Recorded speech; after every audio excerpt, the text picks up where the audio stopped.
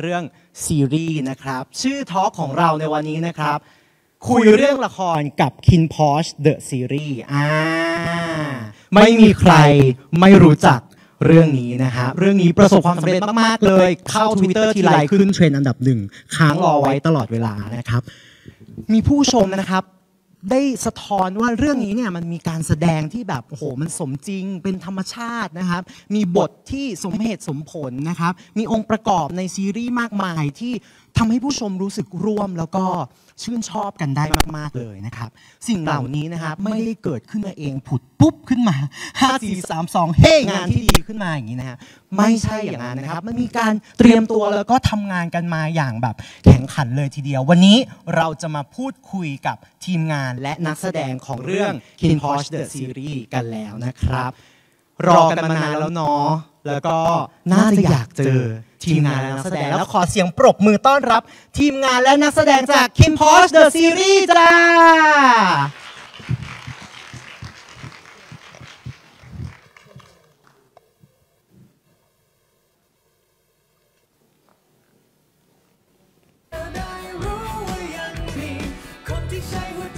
เชิญนั่งได้เลยนะครับผมขออนุญาตแนะนำทีละคนเลยนะครับคุณปอนนะครับพี่ปอนกฤษดาวิทยาขจรเดชนะครับเป็นผู้จัดเนาะแล้วก็เป็นผู้กำกับร่วมด้วยนะครับครับ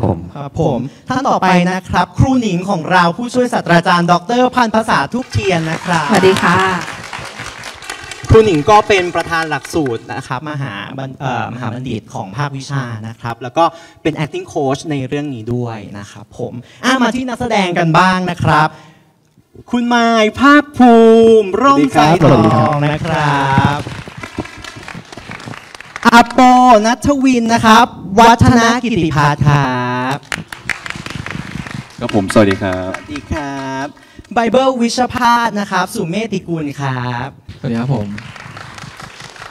นี่ครับบิวจักรพันธ์นะครับพุทธาค่ะสวัสดีครับสวัสดีครับต่องธนายุทธถากูลอัธยาครับผมวันนี้เราจะคุยกันสบายๆเนาะแม้ว่าแสงจะร้อนสักหน่อยสบายมากดูไบเบิลได้สบายขออนุญาตเรียกกันด้วยชื่อเล่นเนาะเพราะว่าก็รู้เห็นหน้าค่าตากันอยู่แล้วโอเควันนี้เราจะคุยกันตอนแรกบอกว่าสบายแต่ว่าเราก็อยากเจาะลึกเนาะถึงเบื้องลึกเบื้องหลังในการทำงานสร้างสรรค์ซีรีส์เรื่อง Kin Porsche นี้นะครับให้ออกมาได้มีคุณภาพแล้วก็ถูกใจผู้ชมมากๆเลยนะครับการสนทนากันในวันนี้นะครับผมจะเริ่มจากการพูดคุยกับทีมงานแล้วก็นักแสดงก่อนนะครับแล้วก็ครึ่งหลังของการสนทนานะครับเราจะมีช่วง Q&A นะครับดังนั้นผู้ชมที่ชมอยู่ทางบ้านนะครับสามารถเตรียมคำถามไว้ได้เลยนะครับพิมพ์เข้ามาในไลฟ์ของเราจะมีทีมงานคอยคัดเลือกส่งมาให้ผมนะครับแล้วก็น้องๆเพื่อนๆพี่ๆที่อยู่ในโรงละครของเราก็สามารถเตรียมคำถามไว้ได้ขอให้เป็นเรื่องของการทำงานแล้วกันเนาะ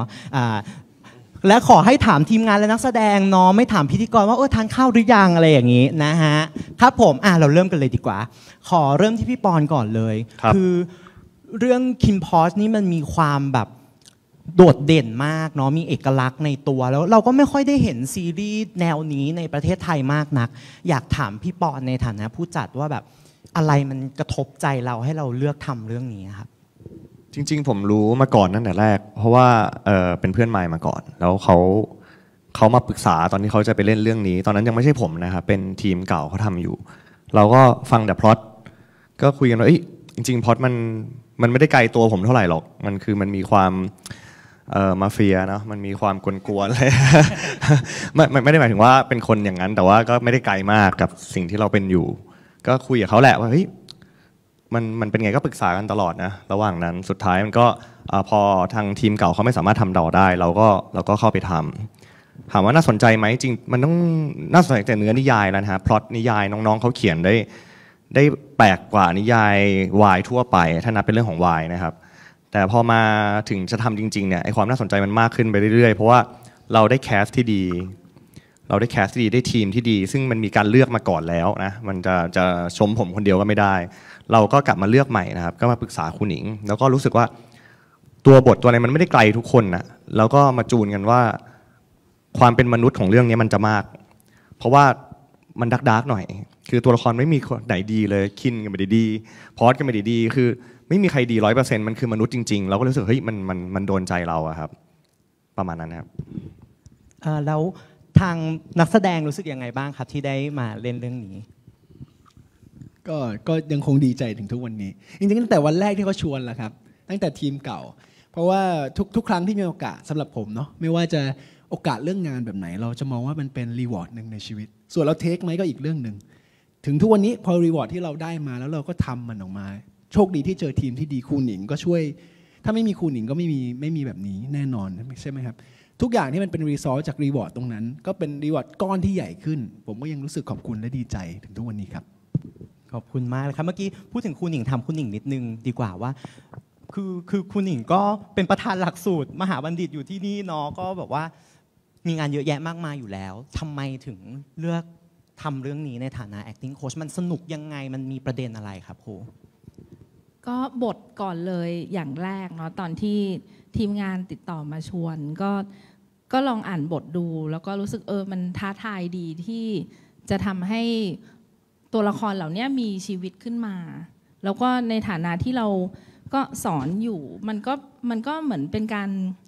งานทดลองชิ้นหนึ่งด้วยเหมือนกันอะเป็นบทพิสูจน์ว่าสิ่งที่เราสอนอยู่ในคลาสเนี่ยถ้าเอาไปใช้ในงานจริงมันจะเป็นยังไงซึ่งก็เป็นเรื่องแรกที่ลงไปทำอย่างจริงจังเพราะว่าเราก็เชื่อในคุณภาพของบทแล้วก็พอเราไปคุยกับทีมงานเราก็รู้สึกว่าเขาไม่ได้ทำเล่นๆนะเขาตั้งใจกันมากๆแล้วพอมาเจอนักแสดงด้วยก็เลยรู้สึกว่าเอาละเราลองลุยกับพวกเขาดูครับผมพี่ปอนเห็นประเด็นอะไรในเรื่องนี้บ้างโอเคเราเห็นว่ามันเป็นโลกของมาเฟียเนาะมันมีความดาร์กเราเลยอยากทำให้มันมีความเป็นมนุษย์ในบทเรื่องนี้ครับมันมีประเด็นอื่นๆใดๆที่เกี่ยวข้องกับเรื่องบ้างไหมครับที่เราสนใจจริงๆผมว่ามันสนุกมากสำหรับผมตอนที่มา develop กันใหม่ซึ่งเราทำงานกันหลายทีมนะครับจริงจะเห็นมีผมมีคุณหนิงมีน้องปอยหยกแล้วก็มีทีมของ B ด้วยในการ develop บทใหม่ด้วยกันเราคุยกันเยอะมากคุยไปถึงแก่นของมันแก่นของตัวละครครูหนิงเนี่ยสำหรับผมคือผมไม่เคยเรียนกับครูแต่ผมเหมือนได้เรียนกับครูทุกวันคือครูก็จะเข้าไปถึงจิตวิญญาณของตัวละครส่วนผมก็จะเอาประสบการณ์ชีวิตอันโชคโชนของผมใส่เข้าไปมันก็ทำให้ตัวละครมันเป็นมนุษย์มากขึ้นอะไรเงี้ยอย่างเช่นตัวละครพอชผมต้องบอกว่าผมรักตัวละครนี้มากเพราะว่าพอชเขาใช้ใจนำทุกอย่างเลยครับเขาคิดน้อยมากเอาอย่างนี้ดีกว่าในมุมนึงอาจจะดูไม่ดีแต่ในมุมนึงคือพอใจเขาลีดอ่ะเขารู้สึกรักใครรู้สึกชอบใครรู้สึกไม่ชอบใครเขาทำเลยทันทีบางคนรู้สึกว่าเฮ้ยพอชมันดูแบบมันเกินไปเปล่าเนี่ยแต่ผมรู้สึกว่านี่แหละมนุษย์ส่วนคินอ่ะคนจะบอกเฮ้ยคินมันดูแต่ใจตัวเองคินมันดูแบบโหดดูอะไรก็ตามแต่พอดูอีกมุมนึงวันนี้คุณจะเห็นแล้วว่าทุกคนมันมีสิ่งที่อยากให้คนเห็นกับสิ่งที่เป็นอ่ะแต่ผมว่าคินพอชมันมีหมดแม้กระทั่งตัวละครเวกัสที่กำลังดำเนินเรื่องตอนเนี้ยหรือพีทอ่ะทุกคนจะได้อะไรจากมันนะครับอย่างแทนคุณอย่างเงี้ยผมกล้าบอกว่าตอนแรกเลยที่เจอแทนคุณเวอร์ชั่นก่อนเนี่ยผมค่อนข้างจะเครียดผมก็หาวิธีหลอกเขากดดันเขาช่วยกันกับครูเนี่ยวางแผนเพื่อให้เขาเอาแทนคุณตัวนี้ออกมาซึ่งตอนนี้ผมว่าแทนคุณสิงอยู่ในตัวเขาเยอะมากมันก็ทำให้ใช่ไหมทำให้บทแทนคุณเป็นหนึ่งสีสันนะครับคินพอสมันเลยรู้สึกผมไม่รู้ตอนแรกเราทำเราคิดว่าเราชอบกันเองเราก็คิดว่าเราชอบกันเองทุกวันที่เวลาไปถ่ายเราจะพูดกันหลอดว่าเฮ้ยอยากดูอ่ะคือตั้งหน้าตั้งตารอจะไปถ่ายที่มันเหนื่อยมากแต่ทุกครั้งที่ไปถ่ายคืออยากดูว่าทุกคนจะเล่นออกมายังไงเพราะว่าต้องบอกว่าเราเป็นซีรีส์ที่เราเวิร์กช็อปกันบ่อยมากแม้กระทั่งระหว่างที่ถ่ายต่อให้งานมันจะเยอะขนาดไหนนะครับเราก็จะเวิร์กช็อปมันเลยจะสังเกตว่าหลายคนเนี่ยอีกหนึ่งขอพูดอีกทีนึงว่าทำไมก่อนหน้านั้นไม่ได้รับงานเลยโหลองถ่ายแบบนี้เวิร์กช็อปแบบนี้มันไม่มีเวลาไปทำอะไรหรอกมันหลุดคาแรคเตอร์ไม่ได้อันนี้ก็เดี๋ยวให้โปกับต่องเล่าบ้างว่าอย่างเนี้ยต่องเขาได้developมาเยอะกับตัวแทนคุณผมขอทำหน้าที่พิธีกรนะครับคุณต่องเล่าหน่อยนะครับที่นี่คือที่ของทุกคนนะครับคือจริงๆตัวละครแทนคุณมันมีความสุดโต่งนะพี่แล้วมันก็ค่อนข้างจิ๊บไม่ค่อยมีใครในสังคมเป็นเท่าไหร่เพราะฉะนั้นแล้วเนี่ยเราจะหาต้นแบบของการเป็นตัวละครนี้ในสังคมเอามาเรียนแบบมันยากเราเลยต้องสร้างขึ้นมาใหม่จากต้องเข้าใจก่อนว่าคืออะไรอย่างเงี้ยครับผมพี่คุณหนิงกับพี่ปอเนี่ยก็ต้องมาบอกว่าอย่างแรกเลยเราต้องเชื่อว่าเนี่ยมันมีคนอย่างนี้อยู่จริงๆเราต้องเชื่อก่อนว่าเขาเกิดอะไรขึ้นกับชีวิตบ้างแล้วเขา สิ่งที่เขาทำอยู่อ่ะมันคือสิ่งที่เกิดขึ้นจากความรู้สึกของเขาจริงๆอะไรอย่างเงี้ยครับผม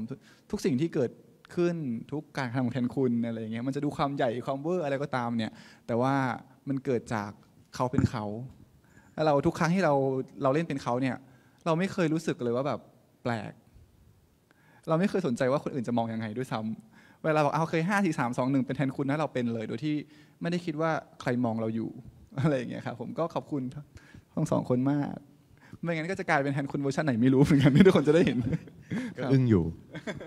อ่ะครับ เมื่อกี้ที่พูดกันมาก็เราจะได้ยินคำว่ามนุษย์เยอะมากเลยเนาะเราจะได้ยินคำว่าความเป็นมนุษย์ เราจะได้ยินว่าตัวละครเขารู้สึกยังไง เราจะได้ยินว่าตัวละครเขาแสดงออกยังไง เราจะเห็นว่าในโลกของมาเฟียที่จะต้องมีบทบาทบางอย่างเนาะเบื้องหลังแล้วเขามีความต้องการถึงอย่างอื่น มันมีเรื่องของความสัมพันธ์ มันมีเรื่องของบุคลิกตัวละครที่หลากหลาย แล้วก็เป็นตัวแทนของความหลากหลายในสังคมนะครับเดือนนี้เป็นเดือน Pride Month เนาะลากเข้าสคริปต์แบบไม่แคร์เลยเดือนนี้เป็นเดือน Pride Month เราก็เลยจัดเสวนาครั้งนี้ขึ้นมา เพราะว่าเราภาควิชาเราสนับสนุนเรื่องความหลากหลายของอัตลักษณ์ทางเพศอยู่แล้วดูพิธีกรได้เป็นตัวอย่างนะฮะเราก็เลยเชิญเรื่องนี้มาเพราะฉะนั้นเนี่ยเมื่อกี้ที่ได้พูดกันเรื่องแบบความเป็นตัวละครหรือความสัมพันธ์ของตัวละครเหล่านี้อยากจะถามคำถามที่แบบซูสปากนิดนึงเรื่องนี้เป็นนิยายวายเป็นซีรีส์วายไหมเรามองว่าผมเหรอใช่ไหมครับสำหรับพี่ปอนจริงๆโอ้โหจะมีคนย้ำปะเนี่ยคือตอนแรกๆเลยครับที่ทำเรื่องนี้แล้วเราก็คุยกับแพลตฟอร์มต่างๆผมก็พูดตลอดว่าผมว่าเราไม่ใช่นิยายวายเราไม่ใช่ซีรีส์วายซึ่งผมก็โดนถล่มกลับมาเขาบอกแล้วคุณจะเป็นอะไรผมก็บอกผมก็เป็นคอนเทนต์ดีๆอันหนึ่งไงที่เป็นเรื่องราวของคนที่รักกันเราต้องบอกได้เหรอมันเป็นวายหรือเปล่าผมเคยพูดขนาดแบบอันนี้เป็นไลฟ์เนอะเราไม่ต้องสุภาพมากใช่ไหมครับ ผมเคยพูดตลอดว่าคุณจะรู้ได้ไงว่าคนไหนโพไหนไอ้คำที่สับว่าโพไหนใครผัวใครเมียเวลาเขาอยู่ในห้องคุณรู้ได้ไงมันไม่มีใครมาบอกหรือเปล่าอะไรเงี้ยคือผมก็พยายามจะปรับเปลี่ยนซึ่งคินพอชเราทำได้มากขึ้นดีขึ้นเรื่อยๆอย่างเช่น EP ล่าสุดที่เป็นเวกัสกับตะวันก็จะมีผมก็อ่านคอมเมนต์นะก็มีคนบอกว่าโหเวกัสจะเป็นผัวตัวเล็กขนาดนี้ได้ไงตะวันตัวปักอึกผมก็แบบเฮ้ยโลกยุคไหนแล้ววะเราจะพูดกันแบบนี้อยู่ใช่ไหมมันก็เหมือนไงครับมันคือความหลากหลายคุณไม่มีทางรู้เลยว่าใครเป็นไงอย่างตัวละครเวกัสเนี่ยผมภูมิใจมากสำหรับตัวละครนี้ว่าเราพูดกันตั้งแต่แรกนะว่าคนต้องรักเขาแน่ๆเลยรักเกลียดๆอะแล้วเขาก็ทำได้จริงๆมันก็คือความหลากหลายอย่างหนึ่งครับเดือนนี้ยิ่งเป็นเดือนแบบไพร์มันซึ่งผมว่าทุกวันนี้ทุกคนตะโกนมากๆอยากให้แบบไพร์มันเท่าเทียมใดๆก็ตามแต่สุดท้ายแก่นน่ะคุณก็ต้องไม่ไปจัดใครเลยไม่ว่าคุณจะอยู่ฝั่งไหนก็ตามคุณก็ไปจัดฝั่งตรงข้ามกันไม่ได้เราจะไปจัดใครก็ไม่ได้ทุกคนมันคือเท่ากันนะผมว่าต้องแก่นนี้ต้องเข้าใจได้ก่อนซึ่งคินพอทำอยู่สังเกตเราไม่ portray อะไรที่แบบ coming of age โอ้เครียดเลยพ่อจะด่าหรือเปล่าอะไรเงี้ยไม่มีการพูดเพราะผมรู้สึกว่าโอ้โหมันเลิกพูดอะไรแบบนี้ได้แล้วจะโดนย้ำปะวะไม่หรอกมันก็เป็นการแชร์ทัศนคติอย่างหนึ่งแล้วกันเนาะพี่ปอนคือในวงวิชาการมันก็ยังถกเถียงกันอยู่ไอ้ความเป็นวายเนี่ยมันคืออะไรเหรออะไรอย่างเงี้ยแล้วมันควรจะต้องสะท้อนความเป็น LGBT ในสังคมไหมอะไรเงี้ยเขาก็ยังดีเบตกันอยู่ซึ่งก็ยังไม่ได้มีข้อสรุปใดๆทางเราก็ไม่ได้สรุปใดๆแหละเพียงแต่ว่าอันนี้คือทัศนคติของพี่ปอนในฐานะผู้จัดและผู้กำกับร่วมเนาะที่อยากจะนำเสนอเรื่องราวความสัมพันธ์ของมนุษย์จริงๆอ่ะซึ่งเราไม่จำเป็นจะต้องเอาแบบกรอบไปครอบว่าแบบยูเป็นโพนี้อยู่ต้องแสดงออกแบบนี้ซึ่งในชีวิตจริงมันมีคนแบบนั้นเยอะนะฮะคนที่ใส่ส้นสูงอาจจะเป็นโพผัวก็ได้แต่ยกมือสิครับเฮ้ย เอาตัวเองมาแกงซึ่งเหมือนว่าอันเนี้ยเป็นจุดเริ่มต้นของการทำงานที่มันจะพาองค์ประกอบที่เหลือทั้งหมดอะไปด้วยกันหมดเลยเนาะในแง่หนึ่งดราม่าทอล์กมันจะมีความวิชาการนิดนึงนะฮะอีพีก่อนก็จะมีความแบบลากเข้านิดนึงนะฮะเราเริ่มจากความสนุกความประทับใจในเรื่องเราเริ่มจากประเด็นในเรื่องเนาะหลังจากนั้นเราเอามาถ่ายทอดผ่านการแสดงและการกำกับเนาะขอขยับมาที่การแสดงบ้างขอถามคุณหนิงก่อนว่าหลังจากที่ได้อ่านบทแล้วได้พูดคุยกับพี่ปอนแล้วว่าเรื่องนี้เราจะนำเสนอความเป็นมนุษย์นะความสัมพันธ์ของมนุษย์เรามองรูปแบบของ acting style ยังไงครับในเรื่องนี้ก็เรียลลิสติกเลย ก็คือเอ่อสิ่งที่คือเราก็ในเวลาที่เราทำละครเราก็มีความเชื่อว่าบทเนี่ยสะท้อนออกมาได้ในระยะเวลาหนึ่งเนาะแต่ว่าชีวิตของตัวละครเขาไม่ได้มีอยู่แค่ช่วงเวลานั้นดังนั้นเนี่ยเวลาที่ทำงานกับบทเรื่องนี้เราก็คุยกับปอยหยกเยอะมากเพื่อรีเช็คความเข้าใจกันว่าสิ่งที่เขามองเนี่ยคืออะไรเสร็จแล้วเราก็ทำงานกับนักแสดงเพื่อสร้างมนุษย์คนนี้ขึ้นมาตั้งแต่อดีตปัจจุบันอะไรเงี้ยไปเรื่อยๆดังนั้นการทำงานกับนักแสดงเราจะแตะซีนต่างๆค่อนข้างน้อยอ่ะแบบใกล้ถ่ายแล้วอ่ะถึงได้ไหนลองเล่นดูซิแล้วให้นักแสดงเขาเลือกเองด้วยว่าเขาอยากลองเล่นซีนไหนแต่ว่าก่อนหน้านี้ก็คืออิมโพรไวส์เยอะมากเกี่ยวกับเรื่องแบ็กกราวด์ของเขาทำอินเทอร์วิวทำอะไรอย่างเงี้ยซึ่งทุกอย่างมันมาจากการที่เขาเอาตัวตนของเขาเนี่ยเข้ามาจับตัวละครตัวเนี้ยเพื่อสร้างมนุษย์คนหนึ่งขึ้นมาอย่างพาร์ทของต๋องแม้ว่าคนดูจะเห็นพาร์ทที่แทนคุณเขาผ่านอุปสรรคมาแล้วเขาก็ใช้ชีวิตอยู่ในโลกแฟนตาซีของเขาละแต่ว่าตอนที่ทำงานกับต๋องเนี่ยมันคือก่อนหน้านั้นเลยอ่ะแทนคุณเจออะไรมาบ้างตั้งแต่อดีตจนถึงปัจจุบันก่อนเพื่อที่พอเขาเข้าใจนี้เขาถึงจะมีแรงผลักที่จะก้าวข้ามมาได้แล้วกลายเป็นแทนคุณในปัจจุบันอะไรอย่างนี้เป็นต้นคือทุกคนก็คือ work background เยอะมากคือเราสร้างชีวิตของตัวละครนอกไปจากที่คนดูได้เห็นในบทด้วยเนาะใช่ไหมครูใช่โดยส่วนใหญ่ทำแบบนั้นเลยแล้วเราก็เชื่อว่าพอทำแบบนั้นแล้วอ่ะหน้าเซตอ่ะเราไม่จำเป็นจะต้องไปด้วยซ้ำเพราะว่าเขาได้เอาตัวละครเดินเข้าไปแล้วเพราะฉะนั้นบทที่เขาพูดเนี่ยเขารู้ว่าเขาจะต้องถ่ายทอดมันออกมายังไงครับเมื่อกี้มีประเด็นหนึ่งที่ครูพูดว่ามันคือการเอานักแสดงเข้าไปจับตัวละครเนาะก็คงต้องเข้าไปดูความเหมือนความต่างความเข้าใจเทียบเคียงมันก็จะมีความคิดที่ว่าแบบนักแสดงต้องกลายเป็นตัวละครน่ะเหมือนตัวละครเป็นแบบว่าหัวโขนหนุมานแล้วเอามาสวมแล้วก็เป็นคนนั้นได้เลยอะไรอย่างเงี้ยแต่ว่าในเชิง acting ที่เราเรียนกันในภาควิชาแล้วก็ที่ครูเอาไปใช้อ่ะเรานักแสดงเอาตัวเองเข้าไปเวิร์กกับบทยังไงบ้างนี้อยากจะแวะคุยกับนักแสดงนิดนึงครับถือไมค์แล้วก็ต้องพูดแล้วล่ะไบเบิลครับผมก็อย่างที่คุณหนิงเขาบอกนะว่าเรามีเวิร์กช็อปกันเยอะมากเลยแล้วก็เราก็ทำกันบ้านกันเองโดยทำแบ็กกราวด์ของตัวละครเราเข้าไปลึกถึงว่าเขาไปเรียนที่ไหนเขาอายุเท่าไหร่ส่วนสูงเขาชอบอะไรมาบ้างอะไรเงี้ยคือแบ็กกราวด์ให้ครบแบบว่าเอาดีเทลให้เยอะที่สุดแล้วเวลาเราเอาตัวละคร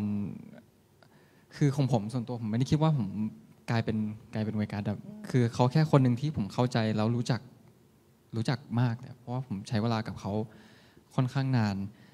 แล้วผมแค่รู้สึกว่าตอนที่เล่นซีนผมแค่คิดถึงเรื่องอิโมชันแล้วก็เรื่องเหตุการณ์ว่าเหตุผลมันคืออะไรความต้องการของตัวละครคืออะไรแล้วก็คือเชื่อว่าเวกัสในสถานการณ์แบบนั้นเขาจะรีแอคยังไงอะไรเงี้ยครับผมโอเคน่าสนใจมากขอบคุณครับโปเริ่มส่งสัญญาณแล้วสักหน่อยไหมโปทางจิตวิทยาแล้วการโน้มมาข้างหน้ามันคือการแบบอยากประโจนมาโปเร็วสักหน่อยไม่คิดผมเมื่อยบ้างครับ ก็คล้ายๆที่ไบเบิลบอกนะครับว่าเราต้องรู้แบ็กกราวด์ตัวละครก่อนคือแต่ขอเสริมที่ไบเบิลบอกนิดนึงว่าสุดท้ายแล้วต่อให้เราจะทำแบบแบ็กกราวด์มาแค่ไหนเรารู้ว่าสถานการณ์ตรงหน้าสมมติถ้าเราเป็นตัวละครนั้นน่ะเขาจะทำยังไงเราต้องมีสมาธิด้วยเราต้องคือสำหรับโปเชื่อเรื่องสมาธิมากเราต้องสมาธิอยู่กับสิ่งตรงหน้าแล้วก็ตัดทุกอย่างออกตัดตัวเราออกสมมุติว่าตัวละครชอบกินผัดกะเพราเราเกลียดผัดกะเพรามากเราอาจจะมองว่าเฮ้ยผัดกะเพรามันไม่อร่อยว่ะแต่เราต้องใช้สมาธิในการที่จะคิดว่าเฮ้ยผัดกะเพราเราชอบมันเมื่อไหร่ชอบมันตอนไหนครั้งแรกที่ชอบคืออะไรเงี้ยแล้วเมื่อเรามีสมาธิอยู่กับตรงนั้นเราจำมันได้เมื่อเรามองผัดกะเพราเราจะมองด้วยความชอบมันไปเองบอกว่ามันง่ายมากโปไม่คิดว่าเราจะต้องไปแบบ ไปแกล้งทำหรือว่าแบบพยายามทำว่าเฮ้ยต้องทำแบบนี้ต้องพยายามชอบนะเพราะว่ามันทำไม่ได้นะมันเพราะว่ามันมี3สิ่งที่มันชัดเจนมากคือแบบว่าแบ็กกราวด์ตัวละครเราต้องรู้ว่าครอบครัวเราเป็นคนยังไงแบ็กกราวด์ที่บ้านเราเป็นไงปู่ย่าตายายเราเป็นใครอยู่ครอบครัวแบบไหนสมมติบ้านเราเป็นลูกคนที่เท่าไหร่ของบ้านพ่อแม่ให้ความรักกับเราแค่ไหนเพราะว่านี่คือแก่นแรกแก่นที่2คือเราต้องรู้ก่อนว่าสมมุติถ้าเราเจอประสบการณ์งั้นมาปั๊บพอเราอ่านบทแล้วตัวละครเจอเหตุการณ์นั้นน่ะก็คล้ายที่ไบเบิลบอกเราจะรีแอคยังไงเราในฐานะตัวละครนะจะรีแอคยังไงแล้วก็อันสุดท้ายคือสภาพแวดล้อมที่เราโตมานอกจากแบบแบ็กกราวด์ที่เราอยู่บ้านแล้วอะไรเงี้ยสภาพแวดล้อมที่เราอยู่กับเพื่อนอยู่ในสังคมเป็นยังไงเรารีแอคกับเพื่อนยังไงโอ้แน่นอนว่าแบบรีแอคกับเพื่อนกับพ่อแม่ก็ไม่เหมือนกันเนี่ยแล้วผมคิดว่า3สิ่งนี้มันจะเป็นแก่นหลักที่ใช้ในการแสดงจริงๆแบบไม่ว่ากับใครก็ตามเลยครับโอเคขอบคุณโปมากเมื่อกี้มีประเด็นที่น่าสนใจเนาะใน acting อ่ะเราโดยพื้นฐานโดยปกติแล้วมันมี2ส่วนที่เราจะต้องคอนเซิร์นคือส่วนของตัวเราส่วนที่เป็นเครื่องมือในตัวเราเมื่อกี้โปพูดเรื่องสมาธิเนาะไบเบิลพูดเรื่องจินตนาการอะไรอย่างเงี้ยมันคือสิ่งที่อยู่ในเนื้อในตัวเราที่เราจะต้องนำออกมาใช้เป็นเครื่องมือของเราแล้วก็พาร์ทที่เราสร้างชีวิตให้ตัวละครเนาะอันนี้ไกด์เผื่อ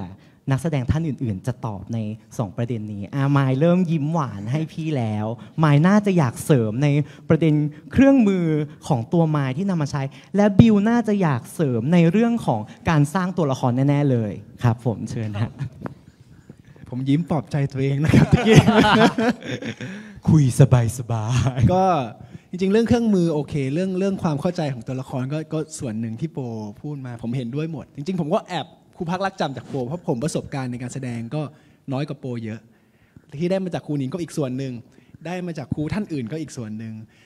แต่มันมีส่วนที่ช่วยเสริมคือผมเชื่อในเรื่องของ muscle memory คือผมเล่นกีตาร์ตั้งแต่เด็กเนี่ยผมก็จะรู้ว่าการทำซ้ำๆเนี่ยมันจะทำให้เราสามารถมีบุคลิกหรือมีการทำในสิ่งนั้นได้โดยที่เราไม่รู้ตัวมันเป็นสิ่งที่ผมทำเพิ่มเสริมในบุคลิกของคินบางอย่างเช่นการกินเหล้าอะไรเงี้ยสมมตินะฮะผมอาจจะกินเหล้าแบบนึง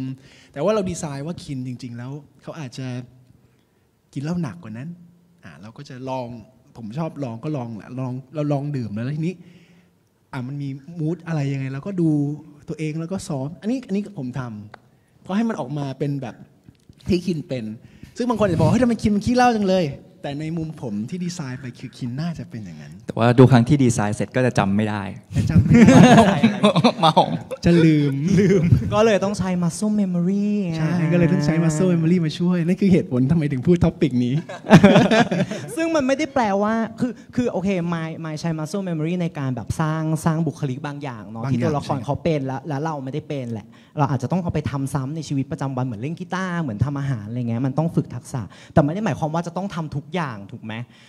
ถ้าแบบว่าในบทจะต้องท้องมาก่อนก็อาจจะไม่ได้ไปทำให้ตัวเองท้องและจำ muscle memory มันอาจจะมีวิธีอื่นหรือในบทแบบว่าเครียดมากฉันจะฆ่าตัวตายอยู่แล้วอาจจะไม่ได้จำเป็นที่จะต้องแบบว่าเอาพาตัวเองเข้าไปในภาวะที่มันเสี่ยงต่อสุขภาพเราจริงผมขอแทรกประเด็นนี้คือผมว่ามันเป็นประเด็นที่มีหลายกลุ่มที่เข้าใจคนละแบบคือบางคนอาจจะคิดว่าเฮ้ยเราต้องไปทำสิ่งนั้นเพื่อให้ร่างกายจำซึ่งมันก็ใช้ได้กับบางสิ่งใช่แต่โปว่าจินตนาการมันใช้ได้ดีกว่าอยู่แล้วครับเราสมมติโปไม่เคยโดนยิงแต่โปเคยเล่นบทโดนยิงโปคงไม่ไปโดนยิงโปแค่ไปอ่านมาความรู้สึกของการโดนยิงคืออะไรแล้วก็เราก็จินตนาการอยู่กับตัวเองลองจินตนาการว่าถ้าเราโดนแล้วความรู้สึกมันจะเป็นยังไงได้บ้างก็แบบสมมติการโดนยิงความรู้สึกของคน10 คนโดนยิงมันไม่เหมือนกันเราไปอ่านแล้วเอาแก่นของมันมาอันหนึ่งถ้าเป็นเราโดนยิงบวกกับแบ็กกราวด์ที่เราโตมาเราเป็นคนขี้ตกใจลักษณะการรับแอคมันจะไม่เหมือนคนที่เขาไม่ขี้ตกใจงั้นแปลว่าไอ้พวกนี้มันคือความต่างที่ใช้จินตนาการเข้าร่วมได้มันคือโปไม่ได้เชื่อเรื่องการที่แบบ ต้องใช้ชีวิตแบบนั้นเป็นคนนั้นๆเลยเพราะสมมติถ้าเราเล่น10 เรื่องไงมันเรางี้ทั้งชีวิตเราก็ไม่ได้เป็นตัวเองเลยคือสุดท้ายมันจะมีพาร์ทหนึ่งที่มันเป็นตัวเราจริงๆอะไรเงี้ยเพราะว่านะครับมันคงปฏิเสธไม่ได้แหละเนาะคือตัวละครเขาใช้ร่างกายเราเพื่อสื่อสารออกไปยังไงมันก็ต้องมีพาร์ทหนึ่งของเราอยู่ในนั้นแต่เราว่าเป็นประเด็นที่ดีที่เรส2เครื่องมือที่ต่างกันมากๆนี้ขึ้นมาเนาะเพราะว่ามันแสดงว่าเรามีช้อยส์ให้เลือกในแต่ละคนบางคนอาจจะถนัดแบบหนึ่งบางคนจะถนัดอีกแบบหนึ่งพี่ปอนก่อนไปถึงบิลผมขอขยายความการฝึกเรื่องกล้ามเนื้อของไมค์ก่อนเพราะผมเห็นชัดอย่างหนึ่งถ้าเกิดใครที่เคยเห็นเขาเล่นมาตั้งแต่ทีเทเลอร์เก่าเนี่ยจะเห็นว่าเวลาเขาเดินอย่างนี้ คือเขาแบบเล่นกล้ามเยอะอ่ะเพราะฉะนั้นเนี่ยมัสโซตรงนี้เขาแข็งแรงมากนะครับแล้วก็คือเขาจะเป็นคนที่เวลามูฟอ่ะเขาจะแบบมูฟอย่างนี้มูฟใหญ่ๆอ่ะแบบกล้ามใหญ่แล้วพอช่วงคิวแรกๆนะตั้งแต่ถ่าย Hidden Message ใช่ไหมครับถ้าเกิดมีเบื้องหลังจะเห็นว่าเขาเขย่าตัวเยอะมากเขาพยายามจะเมมโมรีว่าจริงๆแล้วเขาสามารถแบบเคลื่อนไหวได้ผิวไหวกว่านั้นหลังๆคุณก็จะเห็นคินที่เวอร์ชันที่ผิวไหวผมว่านี่คือสิ่งที่เห็นชัดอย่างที่ไมค์อธิบายผมมองว่าเป็นเทคนิคของแต่ละคนดีกว่าครับการจะไปสู่เป้าหมายมันไม่ได้มีทางเดียว1+1เท่ากับ0ก็จริงแต่0มันสามารถทำได้หลายอย่างให้ไปถึงตรงนั้นสำหรับวิธีคิดของผมดังนั้น Muscle Memory เลยเป็นเทคนิคหนึ่งสำหรับผมเพราะว่าก็ขโมยมาจากคนอื่นนะครับแต่คิดว่ามันทำให้เราแก้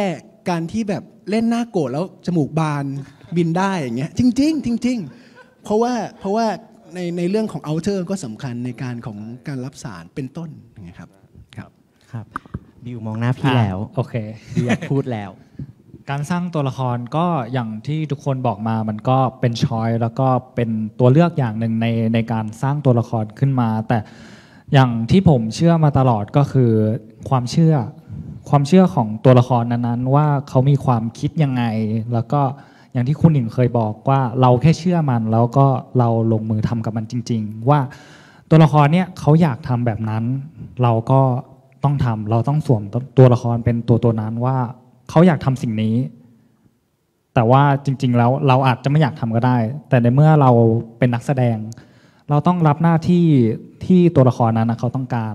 แล้วเราก็ตอบรับสิ่งความเชื่อที่เขาอยากให้เขาทำสำหรับตัวพีทเองบิลรู้สึกว่ามันไม่ได้ห่างไกลตัวมากสำหรับบิลทั้งในด้านสว่างแล้วก็ด้านสีดำของตัวละครพีทเองอะไรเงี้ยบิลรู้สึกว่าเขาสามารถเป็นคนเดียวกับเราด้วยอย่างที่ไบเบิลบอกว่าเขาคือเพื่อนของเราเขาคือคนที่แบบเรารู้จักเราสนิทจริงๆอะไรเงี้ยแล้วก็เราก็แค่เชื่อกับมันจริงๆว่าตัวละครเนี่ยมันถูกสร้างขึ้นมาแล้วก็แสดงโดยตัวตนของเราเองครับโอเคครบถ้วนมากครับผมพี่ต่องมีเสริมไหมฮะครับ เอาไปพี่ต่องก่อนแล้วกันเนาะได้ยังไม่เป็นแทนคุณแล้วกันเอาไปเป็นต่องก่อน ในแง่การเตรียมตัวสำหรับการแสดงเนาะเครื่องมือการสร้างตัวละครอ๋อคือจริงๆอ่ะที่ทุกคนพูดมามันถูกเพราะว่าคุณหญิงอ่ะก็คือได้สอนหลายอย่างมากพี่ปอนด้วยอะไรอย่างเงี้ยอย่างสำหรับตองแบ่งเป็น3อย่างอย่างแรกคือก่อนที่เราจะได้รับบทอ่ะ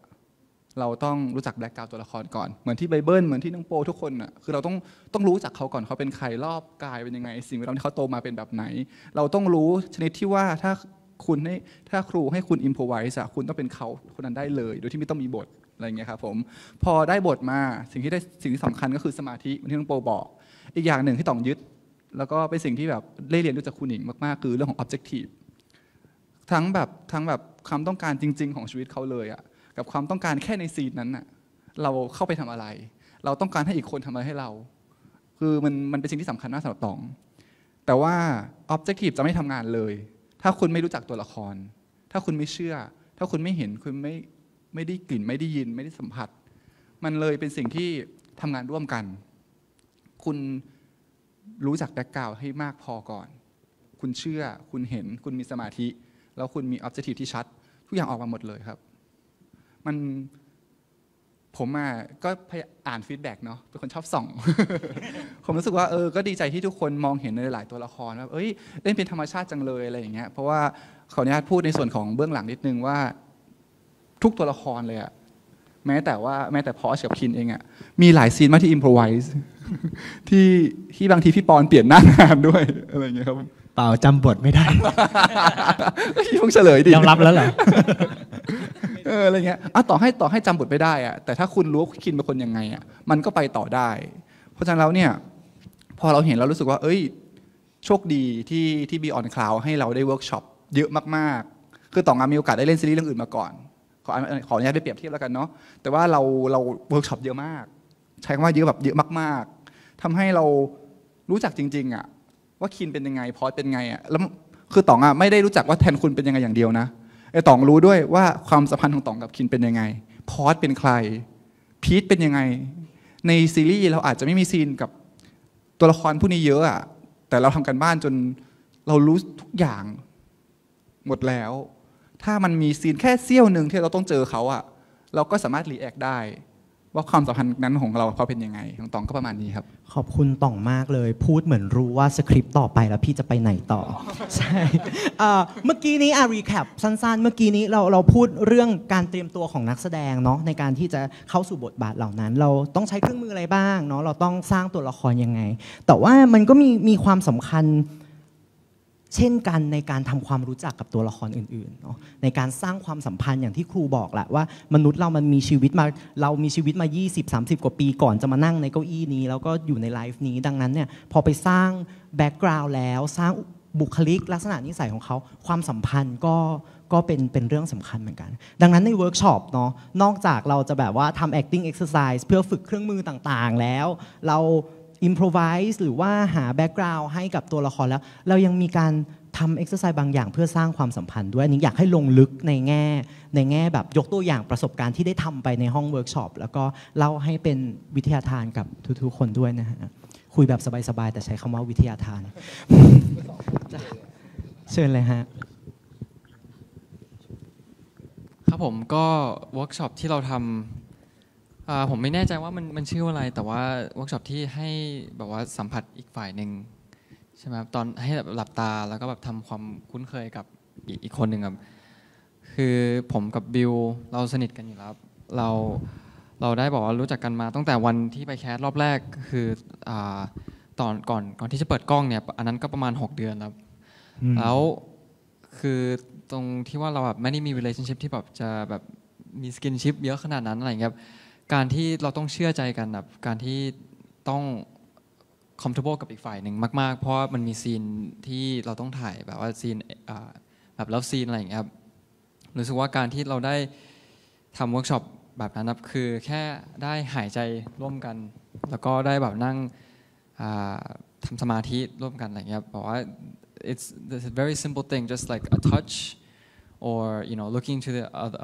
other person's eyes can make you feel connected แล้วเวลาเราเปิดใจให้กับนักแสดงอีกคนหนึ่งมันจะสลับไปมานิดนึงครับผม ผมก็รู้สึกว่าการที่ทำแบบนั้นมันทำให้ผมเชื่อใจบิวเยอะขึ้นเลยแล้วก็ถึงแม้ว่าผมจะกังวลเท่าไหร่ตอนเข้าซีนอะไรเงี้ยผมก็จะรู้ว่า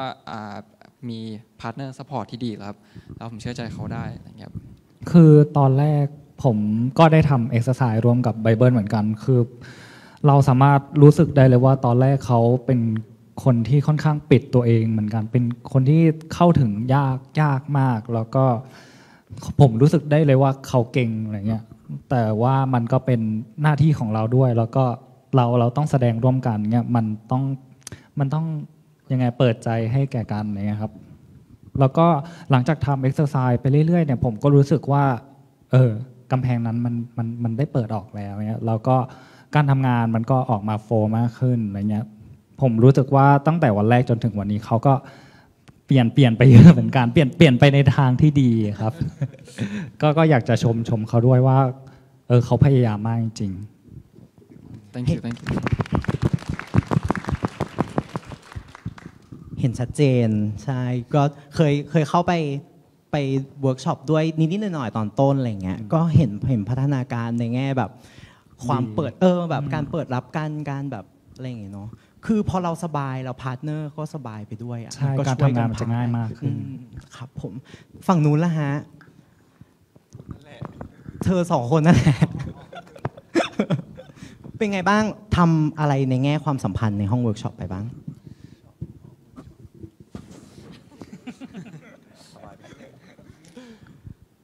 ก็จริงๆคือก่อนหน้านั้นนะครับ เราเจอกันตั้งแต่ทีมเก่าแล้วอะไรเงี้ยซึ่งช่วงระยะเวลาก่อนที่จะคินพอสจะเกิดขึ้นใหม่อีกครั้งอ่ะพวกเราก็เหมือนนัดกันไปช้อปปิ้งไปนู่นนี่นั่นกันอยู่แล้วมันเลยแบบเหมือนเป็นการสร้างความสัมพันธ์โดยทางอ้อมอยู่แล้วเนี่ยครับแล้วสไตล์เราใกล้ๆกันด้วยอย่างเงี้ยแล้วทีนี้พอมันถึงในห้องเวิร์กช็อปปั๊บมันก็เราก็พยายามที่จะมันทิ้งตัวตนทั้งคู่นี่แล้วแบบคุณหนิงก็อย่างที่บอกเรื่องสมาธิคุณหนิงก็คือแบบให้ทำ relaxation ก่อนทิ้งตัวเองไปก่อนแล้วก็อย่างที่คล้ายๆกับ Bible Build เลยก็คือแบบมองตากันให้นั่งตรงข้ามกันเพื่อที่จะดูว่าคลื่นของทั้งโปและพี่มายตรงกันอย่างหายใจเป็นจังหวะเดียวกันอย่างทำทุกอย่างเหมือนกันไหมหรือแม้แต่กิจกรรมต่างๆแบบอย่างมิลเลอร์เงี้ยซึ่งมันมีอยู่ในแบบพวกเวิร์กช็อปอะไรเงี้ยโปคิดว่าไอ้พวกนี้ช่วยมันทำให้เราแบบพอหายใจเป็นลมหายใจเดียวกันมันสามารถแบบคือสมมติว่าถ้าคินและพอสเข้ากันในแบบพวกเลิฟซีนต่างๆมันสามารถเดาได้ว่าอีกฝ่ายเขาจะรู้สึกไงแล้วเราจะต้องในฐานะตัวละครเราต้อง please ตัวละครนี้ยังไงคือโปเชื่อว่าในทุกความสัมพันธ์น่ะมันจะมีจุดหนึ่งที่เราพยายามจะ please กันเราพยายามจะ please เพื่อให้เขาแบบแฮปปี้ที่สุดอีกฝ่ายก็คงจะทำแบบเดียวกันในฐานะคนรักเนี่ยแล้วโปคิดว่าไอการทำ relaxation การทำให้จังหวะลมหายใจเป็นอันเดียวกันมันช่วยมากนะครับก็พูดมาเกือบหมดแล้วจริงๆแล้วในหัวผมตอนทำงานก็แค่อย่างแรกคือเปิดใจอย่างที่สองก็คือ give and take จริงๆผมเคยเจอครูหนิงเมื่อ 6-7 ปีก่อนตอนนั้นเล่นละครเวทีลงเล็กๆหน่อยแล้วผมเคยได้ยินครูหนิงพูดเรื่อง give and take นี่แหละกับครูคนท่านอื่นด้วยเราก็จำมาว่าการแสดงคือการ give and take และในชีวิตผ่านมา 6-7 ปีแล้วก็ใช้กับการ give and take ในการสร้างความสัมพันธ์อื่นๆกับคนรอบตัวซึ่งมันคือแก่นของการทำงานในรอบนี้เหมือนกันแต่ที่มากกว่านั้นคือการเปิดใจเพราะว่ากับคู่เรากับผู้กำกับครูกับทุกคนถ้าเราไม่เปิดใจจริงๆบอกว่าเปิดแต่จริงๆไม่เปิดนะผมว่ามันก็ไปไม่สุดดังนั้นก็มีแค่2อย่างครับเปิดใจกับ give and take แล้วก็ที่เหลือเป็นเรื่องของเทคนิคที่แต่ละคนจะจับมันมาใช้ได้ยังไงครับโอเคครับต้องคือพอพูดถึงความสัมพันธ์เราจะนึกถึงแบบคู่ใช่ปะแต่จริงๆมันมีมากกว่านั้นเนาะความเป็นพี่น้องคือเรื่องนี้มันก็เล่าเรื่องครอบครัวด้วยมันเล่าเรื่องพี่น้องด้วยจำได้ว่าเคยมีให้ improvise ว่าแบบถ้าคินแทนคุณมาอยู่ด้วยกันเราต้องไปสัมภาษณ์สื่อเล่าอันนั้นให้ฟังหน่อยเจออะไรบ้างทำอะไรลงไปแล้วเจออะไรบ้าง คือตอนนั้นเป็นการเวิร์กช็อปให้เอาพี่น้อง3คนมาอยู่ด้วยกันแล้วก็ลองว่าถ้ามีสื่อมาสัมภาษณ์แต่ละคนจะทำยังไงอะไรอย่างเงี้ยครับผมก็สิ่งที่เจอคือช่วงแรกๆมันเป็นการที่เราทำเวิร์กช็อปแรกๆเลยมั้งครับด้วยกัน3คนพี่น้องแรกๆเราคอนเนคกันไม่ได้เลยคือต่างคนต่างทำกันบ้านมากับตัวละครของตัวเองคิมเป็นยังไงคินเป็นยังไงแทนคุณเป็นยังไงพอมาอยู่ด้วยกันเหมือนแบบแทนคุณก็โดดไปเลยคิมก็นั่งนิ่งคินก็อะไรวะอะไรอย่างเงี้ยทุกอย่างมันไปคนละทางหมดเลยอะไรอย่างเงี้ยครับแต่ว่าสิ่งที่เกิดขึ้นคือพอเราอยู่ด้วยกันมากขึ้นเนี่ยแล้วเราหายใจคุณหญิงบอกเสมอหายใจเราก็จะพอเราเริ่มหายใจมันเหมือนเริ่มมีสมาธิเราจะเริ่มจับจังหวะของแต่ละคนถูกเขาจับจังหวะเราได้เราจับจังหวะเขาได้แล้วพอเราไม่ได้อยู่แค่กับตัวเองเราหายใจแล้วเราเปิดรับเซนส์ของคนอื่นมากเข้ามาหาเราจะหาจังหวะถูกแล้วเราจะรู้ว่าเราควรจะทำตัวยังไงเขาควรจะทำตัวยังไงทำยังไงให้ความสัมพันธ์มันดูกลมเป็นก้อนเดียวกันอันนี้คือณเวิร์กช็อปนั้นครับผมจำได้เลยว่าแบบแต่ละคนยูนิคมากแล้วตอนแรกก็ไม่ทำอะไรด้วยกันเลยแล้วเสร็จปุ๊บว่าพอแบบเริ่มค่อยๆแบบอินเทอร์แอคต่อกันเราก็เห็นไดนามิกของบ้านนี้เนาะว่าเขาอยู่กันยังไงพี่น้อง3คนนี้เป็นยังไงซึ่งในขั้นตอนนี้มันก็สำคัญเหมือนกันมันไม่ใช่แบบเราเตรียมมาจากบ้านฉันจะเล่นอันนี้แล้วฉันก็วิ่งเข้าไปหน้าเซตแล้วก็เล่นอยู่คนเดียวเนาะแต่ว่าเราต้องทำงานด้วยกันกับพาร์ทเนอร์ที่อยู่ในซีนด้วยซึ่งบางทีมันก็เป็นหมู่มวลเป็นคราวซีนอย่างคินก็ต้องทำเอ็กซ์ไซส์กับพวกบรรดาบอดี้การ์ดต่างๆอะไรอย่างงี้เนาะแวะเล่าตรงนี้แป๊บนึงไหม ของบิวกับของไมค์ซีนแบบระหว่างคินกับบอดี้การ์ดของเขาอะไรเงี้ยที่เวิร์กช็อปสำหรับตัวเข้ากับตัวละครคินคือผมไม่ค่อยได้เข้าสักเท่าไหร่จะไปเข้ากับคุณหนูแทนคุณมากกว่าอะไรเงี้ยแต่ก็จะเป็นคนละมูดกันเลยถ้ากับคุณคินนี่จะเข้าโหมดซีเรียสจริงจังแล้วก็คือเคยมีอยู่เวิร์กช็อปหนึ่งมั้งที่ไมค์ตบหน้าผมจริงๆอ่ะใช่ไหนมาดูรอยที่ หายไปแล้วคือผมก็งงอยู่นะว่าเกิดอะไรขึ้นวะแต่ว่าตอนนั้นเหมือนผมก็ไม่ได้รู้สึกว่าผมเป็นตัวบิวเองเนี่ยคือเป็นตัวละครพีทอะไรเงี้ยคือผมออกมาบอกกับครูหนิงเลยว่าครูครับผมเจอพีทแล้วหลังจากโดนตบใช่คือจริงๆอยู่ดีๆแบบผมก็ยิ้มด้วยมุมปากแล้วก็แบบเดินออกมานอกห้องแล้วก็แบบมันคือความรู้สึกอะไรเงี้ยนี่คือสิ่งที่เราเจอแล้วใช่ไหมก็ต้องขอบคุณคุณคินด้วยที่ตอนนั้นตบอยากจะรู้จักเยอะกว่านี้ไหมครับไม่เป็นไรครับแค่นี้ก็พอแล้วซึ่งมันก็สำคัญเนาะเพนมันก็เป็นส่วนหนึ่งของแก่นของพีทเหมือนกันเราจะเห็นว่าเขา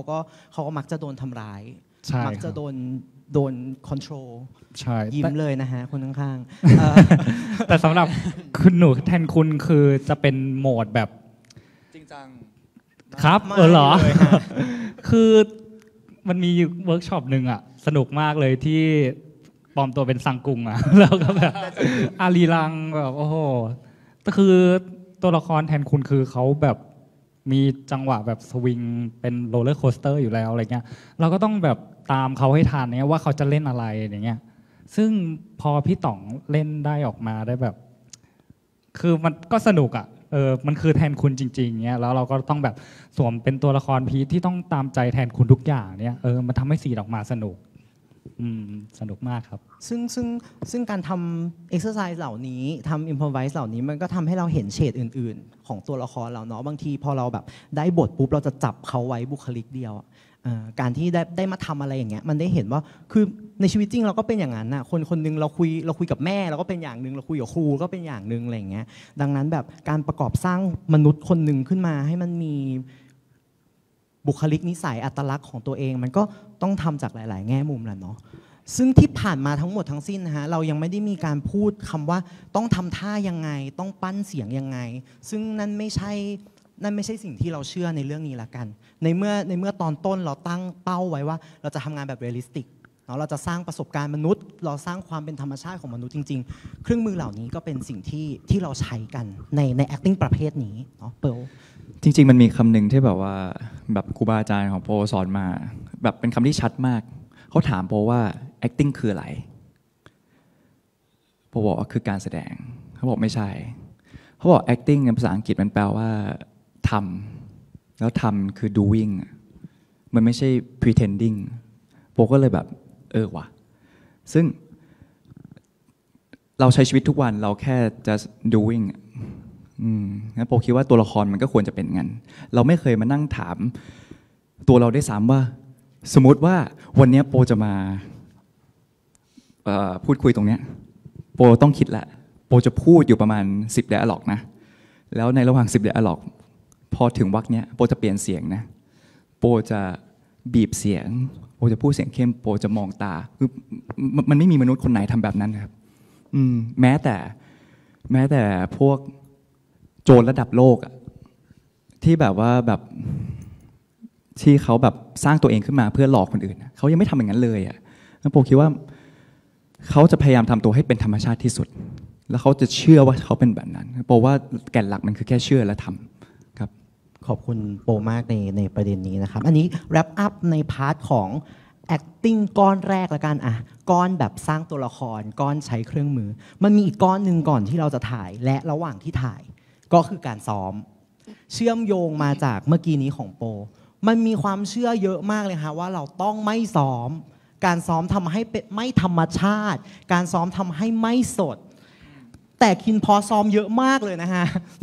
เดี๋ยวตารางก็เด้งขึ้นมาอีกแล้วเดี๋ยวเราซ้อมกันเถอะอะไรเงี้ยตอนซ้อมมันทำอะไรคือทำเหมือนถ่ายจริงเหรอ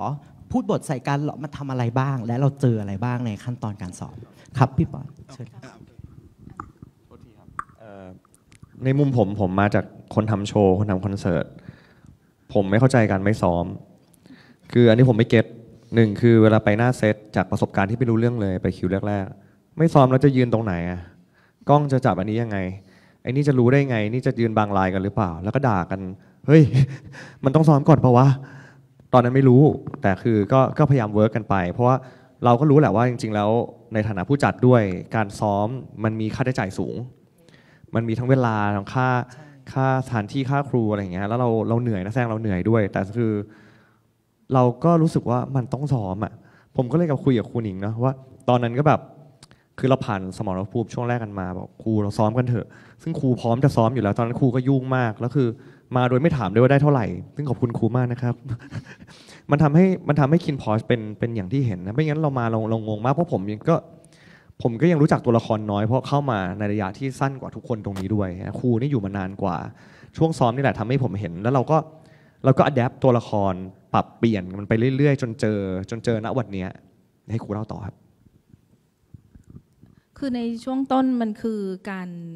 ตีความเนาะหาแบบ public persona หา tragic flaw หา unfulfilled need อะไรเงี้ย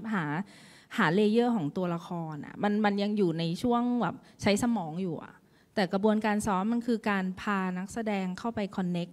กับตัวละครจริงๆอยู่กับโมเมนต์จริงๆแล้วก็อยู่กับความสัมพันธ์ระหว่างกันจริงๆรวมถึงอยู่กับ dialogue จริงๆว่าเขาพูดทำไมเหตุการณ์ก่อนหน้านี้คืออะไรอะไรเงี้ยแล้วเวลาไปถ่ายมันไม่ได้ถ่ายแบบเรียงตามไทม์ไลน์เนาะดังนั้นนักแสดงพอเข้ามาแล้วต้องรู้ว่า circumstance ก่อนหน้านี้เขาพาอะไรเข้ามาทั้งหมดทั้งมวลเนี่ยมันเกิดขึ้นหน้าเซตยากและก็ไม่ควรนักแสดงควรมีเวลาในการพรีแพร์ของตัวเองและทำการบ้านของตัวเองมาอย่างดีเพื่อไม่ให้กระบวนการในการถ่ายมันล่าช้าไปเพราะว่านักแสดงไม่พร้อมดังนั้นแบบโดยอุดมคติแล้วว่ามันควรซ้อมอยู่แล้วแหละแล้วก็โชคดีที่ว่าปอนเองเห็นคุณค่าของการซ้อมอันนี้เพราะจริงๆอย่างที่พี่ปอนบอกว่าโหมันใช้ทั้งบัดเจ็ตทั้งเวลาเยอะมากๆเพราะฉะนั้นมันก็อันนี้คิดว่าเป็นคีย์หลักอันนึงเลยอะที่ทำให้พองานออกมาแล้วเราเห็นมิติของตัวละครค่อนข้างเยอะพอไปหน้าเซตอะสิ่งที่เราไปบ้างเนาะแต่ไปถึงก็รู้สึกว่าจริงๆแล้วก็แค่ไปให้กำลังใจเลยอะแล้วก็แบบไปมีแบบโน้ตบ้างเล็กๆน้อยๆว่าหรือลองช้อยนี้ไหมหรืออะไรเงี้ยนิดหน่อยที่ adjust หน้างานแต่ว่าที่เหลือเนี่ยทุกคนมาแล้วอะแล้วอันเนี้ยก็ดีใจที่เขาเป็นแบบนั้นเขาจำบทมาแล้วอย่างแม่นมากๆเขาทำกันบ้านมาแล้วเขารู้แล้วว่าเขาจะทำอะไรอันนี้ก็มาจาก mindset ที่ถูกต้องแล้วก็การที่เขาซ้อมมาก่อนแต่ไม่ได้ซ้อมทุกซีนนะมันเป็นไปไม่ได้เนาะซีรีส์มันยาวมากเราก็จะนัดซ้อมแบบคีย์ซีนสำคัญที่เหลือก็คือนักแสดงจัดการตัวเองครับครูซ้อมลองเล่าสักซีนหนึ่งก็ได้ครับว่าที่ได้ซ้อมมันทำให้เราเจออะไรบ้างจากนักแสดงคือจริงคือต้องบอกงี้ว่าคือโปรช่วยเรื่องการซ้อมมากเพราะว่าทุกอาชีพบนโลกเขาซ้อมกันหมดพิธีกรต้องซ้อมแม้แต่คอนเสิร์ตก็ต้องซ้อมแต่ทำไมแบบว่าสิ่งที่เราเคยเจอมาแบบมันไม่ได้เป็นอย่างนั้นอย่างเงี้ยจริงๆวันนี้แบบว่าขอบคุณ Beyond Cloud แล้วก็ขอบคุณแบบพี่ปอนคุณหนิงที่แบบว่าให้โอกาสทั้งโปรและนักแสดงทุกคนได้ซ้อมคือโปรเชื่อว่าเมื่อเราซ้อมซ้ำๆมันเหมือนกับเรากินข้าวเรากินข้าวด้วยปากเหมือนเดิมทุกวันนะแต่ความรู้สึกมันไม่เคยเหมือนเดิมเลยดังนั้นเมื่อพอเราซ้อมซ้ำๆเราจะรู้ว่าความรู้สึกจริงๆมันคืออะไรแล้วพอถึงหน้างานจริงๆมันอาจจะไม่ได้เป็นอย่างที่เราคิดก็ได้มันเลยคิดว่ามันจะทำให้ตัดความคาดหวังไปทั้งหมดเมื่อเราซ้อมซ้ำๆเพราะทุกครั้งที่เราไม่ซ้อมแล้วเราเข้าไปเราจะมีความคาดหวังเกิดขึ้นแล้วมันจะผิดหวังเสียใจแต่ซึ่งเราไม่รู้หรอกว่าเข้าไปมันจะเป็นยังไงแต่สุดท้ายเมื่อเราซ้อมอย่างเต็มที่แล้วบทอยู่ในเนื้อในตัวเราตัวละครอยู่ในเนื้อในตัวเรา ซ้อมเสร็จเราแค่เดินเข้าไปมาเจอกันงั้นโปสำหรับโปนะโปมองว่าคินพอสแต่ละตัวละครมันไม่เหมือนกันแต่ทุกคนพาสิ่งที่ตัวเองมีมามันไม่ใช่ว่าพระเอกต้องเป็นแบบนี้ตัวร้ายต้องเป็นแบบนี้แต่ทุกคนพาแบ็กกราวด์ตัวเองเข้ามาซ้อมในแบบที่ตัวเองควรทำพอมาเจอกันแล้วแค่มาพูดคุยเรื่องเดียวกันแต่นิสัยไม่ได้เหมือนกันซึ่งผมว่าอันนี้มันคือความต่างแล้วจริงๆแล้วโปเคยถามคุณหญิงว่าคุณหญิงเขาจบการกำกับมาเขาอยากรู้ว่าในฐานะนักแสดงครับเราแค่เชื่อภูมิกับหรือเปล่าเราไม่ต้องมีอะไรมาเราแค่จำบทมาแล้วเดินเข้ามาหรือเปล่าแล้วคุณหญิงตอบกลับมาว่าไม่ใช่อันนั้นมันนักแสดงหน้าที่คือทำการแสดงยูรู้ว่าตัวละครอยู่จะเข้ามาทำอะไรไม่ใช่ว่ายูเข้ามาฟังว่าฉันจะให้ยูทำอะไรคุณหญิงก็เลยบอกว่าถ้างั้นฉันลงไปเล่นเองก็ได้มั้งเนี่ยโปก็เลยรู้สึกว่าแบบเรื่องนี้มันตอบโจทย์โปแล้วมันแบบเติมเต็มชีวิตโปมากครับประมาณนี้ครับขอเสริมนิดนึงครับจริงๆถ้าแฟนๆคินพอสได้ดูจะเห็นเบื้องหลังแล้วต้องบอกว่าผมมาโชคดีมากที่ได้ทีมนักแสดงที่ทำกันบ้านหนักมากจริงๆทุกคนทำกันบ้านแบบถ้าตอนเรียนคุณทำแบบนี้คุณต้องได้เกียรตินิยมแน่นอนคือมาด้วยไอเดียทุกครั้งแล้วก็ก่อนเข้าเซตนะครับทุกคนจะเข้ามาแล้วก็มาเล่นให้เราดูก่อนอีกด้วยหลังจากซ้อมไปแล้วว่าวันนี้ไปทำกันบ้านมาเพิ่มซึ่งไม่เหมือนตอนซ้อมแล้วก็มารีแคปกันว่าเฮ้ยแบบนี้เราโอเคไหมซึ่งผมไม่ได้ตัดสินหรือครูไม่ได้ตัดสินในฐานะที่เรารู้มากกว่าเราตัดสินที่เราก็รู้จักตัวละครเท่ากับทุกคนแล้วเราก็ปรับกันจนแบบโอเคพอเข้าไปเขาก็ไม่ได้เล่นเหมือนนั้นเขาก็เล่นเป็นธรรมชาติของเขาแต่เพียงแต่ว่าเขามั่นใจขึ้นผมเลยรู้สึกว่าโหมันเวิร์กมากอะที่มันเหมือนเวิร์กแอสทีมจริงๆแล้วมันทำให้อย่าพูดถึงแค่ทีมงานต้องเสียค่าใช้จ่ายแต่ว่าในกองเรามีคนเป็น100 คนน่ะถ้าทุกคนจะต้องรอคุณเพื่อคุณเล่นไม่ได้หรือคุณมัวจะตื่นเต้นหรือไม่รู้ลายกล้องอันนี้ผมว่ามันไม่แฟร์ซึ่งอันนี้ไม่เกิดขึ้นกับเราเท่าไหร่ซึ่งเรารู้สึกดีที่ซ้อมเนี่ยครับผมจริงๆสิ่งที่พี่ปอนพูดคือสิ่งที่ผมอยากเติมด้วยว่าในมุมมองของผมเนี่ยคิดว่าการซ้อมคือการที่เราได้มาแบ่งปันไอเดียแบบว่าให้มันเป็นแบบว่า collaboration นะผมคือถึงแม้ว่าเราจะวิเคราะห์ซีนของเราส่วนตัวยังไงอะไรเงี้ยเราต้อง make sure ว่าอีกแบบนักแสดงคู่แสดงที่เข้ากับซีนเราเขาเข้าใจเหมือนกันหรือเปล่าแล้วจริงๆบทเวลาผมอ่านบทเนี่ยผมมองว่ามันเป็นแค่โครงครับผมเป็นแค่ไกด์ไลน์เป็นแค่เฟรมว่าแบบถ้าเกิดมันเป็นอิมพรอฟเกินไปอะไรเงี้ยบางทีเราอาจจะพูดทับลายกันอะไรเงี้ยมันเป็นแค่ไกด์ไลน์คร่าวๆเองแบบนี้แล้วผมเป็นคนที่พูดภาษาไทยไม่ค่อยมั่นใจเท่าไหร่ ก็เวลาเขาเขียนบทออกมาอะไรเงี้ยผมก็ได้มีโอกาสเวลาซ้อมมันก็ได้มีโอกาสถามคุณหญิงว่าผมเปลี่ยนไดอะล็อกได้เปล่าผมเปลี่ยนเป็นแบบนี้ได้เปล่าให้มันพูดเข้าปากได้ง่ายขึ้นอะไรเงี้ยแล้วรู้สึกว่าการที่ได้มาซ้อมการที่ได้มาแบ่งปันไอเดียมันเป็นอะไรที่สำคัญแล้วมันดีมากเลยผมขอบคุณมากครับไบเบิลเหมือนรู้สคริปต์อีกแล้วนะฮะว่าจะไปไหนต่อ แต่ว่าเมื่อกี้นี้จากคำตอบอาจจะสรุปได้อย่างนี้ไหมว่าในการซ้อมเราไม่ได้ซ้อมว่าเดี๋ยวจะนั่งท่านี้แล้วเดี๋ยวพอถึงลายนี้แล้วมึงต้องพูดด้วยเสียงนี้แล้วตอนไปถ่ายทำแบบนี้เลยนะอันนั้นแหละฮะที่ทำให้มันไม่สดนะฮะแต่การซ้อมของเราคือการลองไปมีประสบการณ์แบบตัวละครเอาวิธีคิดเอาความต้องการเอาบุคลิกแบ็กกราวด์ของเขาเข้ามาเจอกันเฉยๆเหมือนทดลองว่าถ้าได้เจอกันในสถานการณ์นี้จะเกิดอะไรขึ้นดังนั้นมันทำให้รู้แล้วว่ามันจะประมาณนี้เนาะพอเวลาไปถ่ายมันก็จะเร็วขึ้นทุกคนจะรู้หน้าที่ตัวเองกลับมาสู่การทำการบ้านกับบทอันนี้ทำวิเคราะห์ไปแล้วมาเวิร์กช็อปแล้วซ้อมแล้วก่อนมันจะไปถ่ายจริงๆเราเวิร์กกับบทเรายังไงบ้างเพราะว่าอย่างที่ครูเกริ่นไปแล้วว่าเราไม่ได้ถ่ายเรียงซีนตามสถานการณ์ตามลำดับเวลานะฮะบางทีแบบโอ้โหโยนมั่วเลยแล้วแต่ว่าโลนั้นจะเป็นยังไงอะไรเงี้ยมันสลับไทม์ไลน์อันนี้อยากทราบจากนักแสดงว่าเราทำงานกับบทยังไงเนาะเดี๋ยวพี่ปอนเดี๋ยวขอก่อนนิดนึงคือต้องบอกก่อนว่าบทเราอะครับเปลี่ยนทุกวันอันนี้ก่อนจะไปถึงว่าเขาทำกันบ้านเนี่ยคือเขาต้องทำกันบ้านใหม่ทุกวันเพราะว่าเราปรับบทกันทุกวันจริงๆแม้กระทั่งก่อนจะถ่ายวันเดียวหรือชั่วโมงเดียวอย่างเงี้ยเพราะเหมือนทุกอย่างมันสดมากเราพยายาม แคชชัพกับตัวละครพอเราสนิทกับตัวละครมากขึ้นทุกวันเราทำกันบ้านกันทุกวันเราก็รู้เฮ้ยอันนี้มันไม่ใช่ว่ะอันนี้มันไม่ได้อันนี้มันขาดไปเงี้ยเพราะฉะนั้นเวลาเขาทำกันบ้านเขาไม่แค่ทำแบบล่วงหน้าเขาต้องทำล่วงหน้าทำณวันนั้นและก่อนตลอดเวลาซึ่งเดี๋ยวให้เขาเล่าต่อได้แต่เรื่องปรับบทก็ต้องบอกว่าคุณหนิงเป็นพยานได้ว่ามันแบบตอนแรกผมก็คิดว่าผมรู้สึกผิดนะเฮ้ยเราปรับขนาดนี้เลยมันเยอะไปเปล่าเด็กเขาจะแค่จะทันไหมอย่างเงี้ยคือทีมหลังบ้านทำงานเขาจะเดือดร้อนไหมแต่มันไม่ได้จริงๆนะครูใช่ไหมครับใช่คือโชคดีที่นักเขียนอยู่กับเราตลอดดังนั้นเวลาปรับบทหน้างานเนี่ยเราก็สบายใจว่าเรารีเช็คกับเขาได้เขา approve กับเราคุยกันแล้วก็จริงๆเราต้องเข้าใจก่อนว่านักแสดงเขาเข้าไปเป็นตัวละครเนี่ยยิ่งเราถ่ายไปเรื่อยๆเนี่ยเขารู้จักตัวละครมากกว่าเรามากขึ้นเรื่อยๆเราก็จะฟังเขาเยอะขึ้นแล้วก็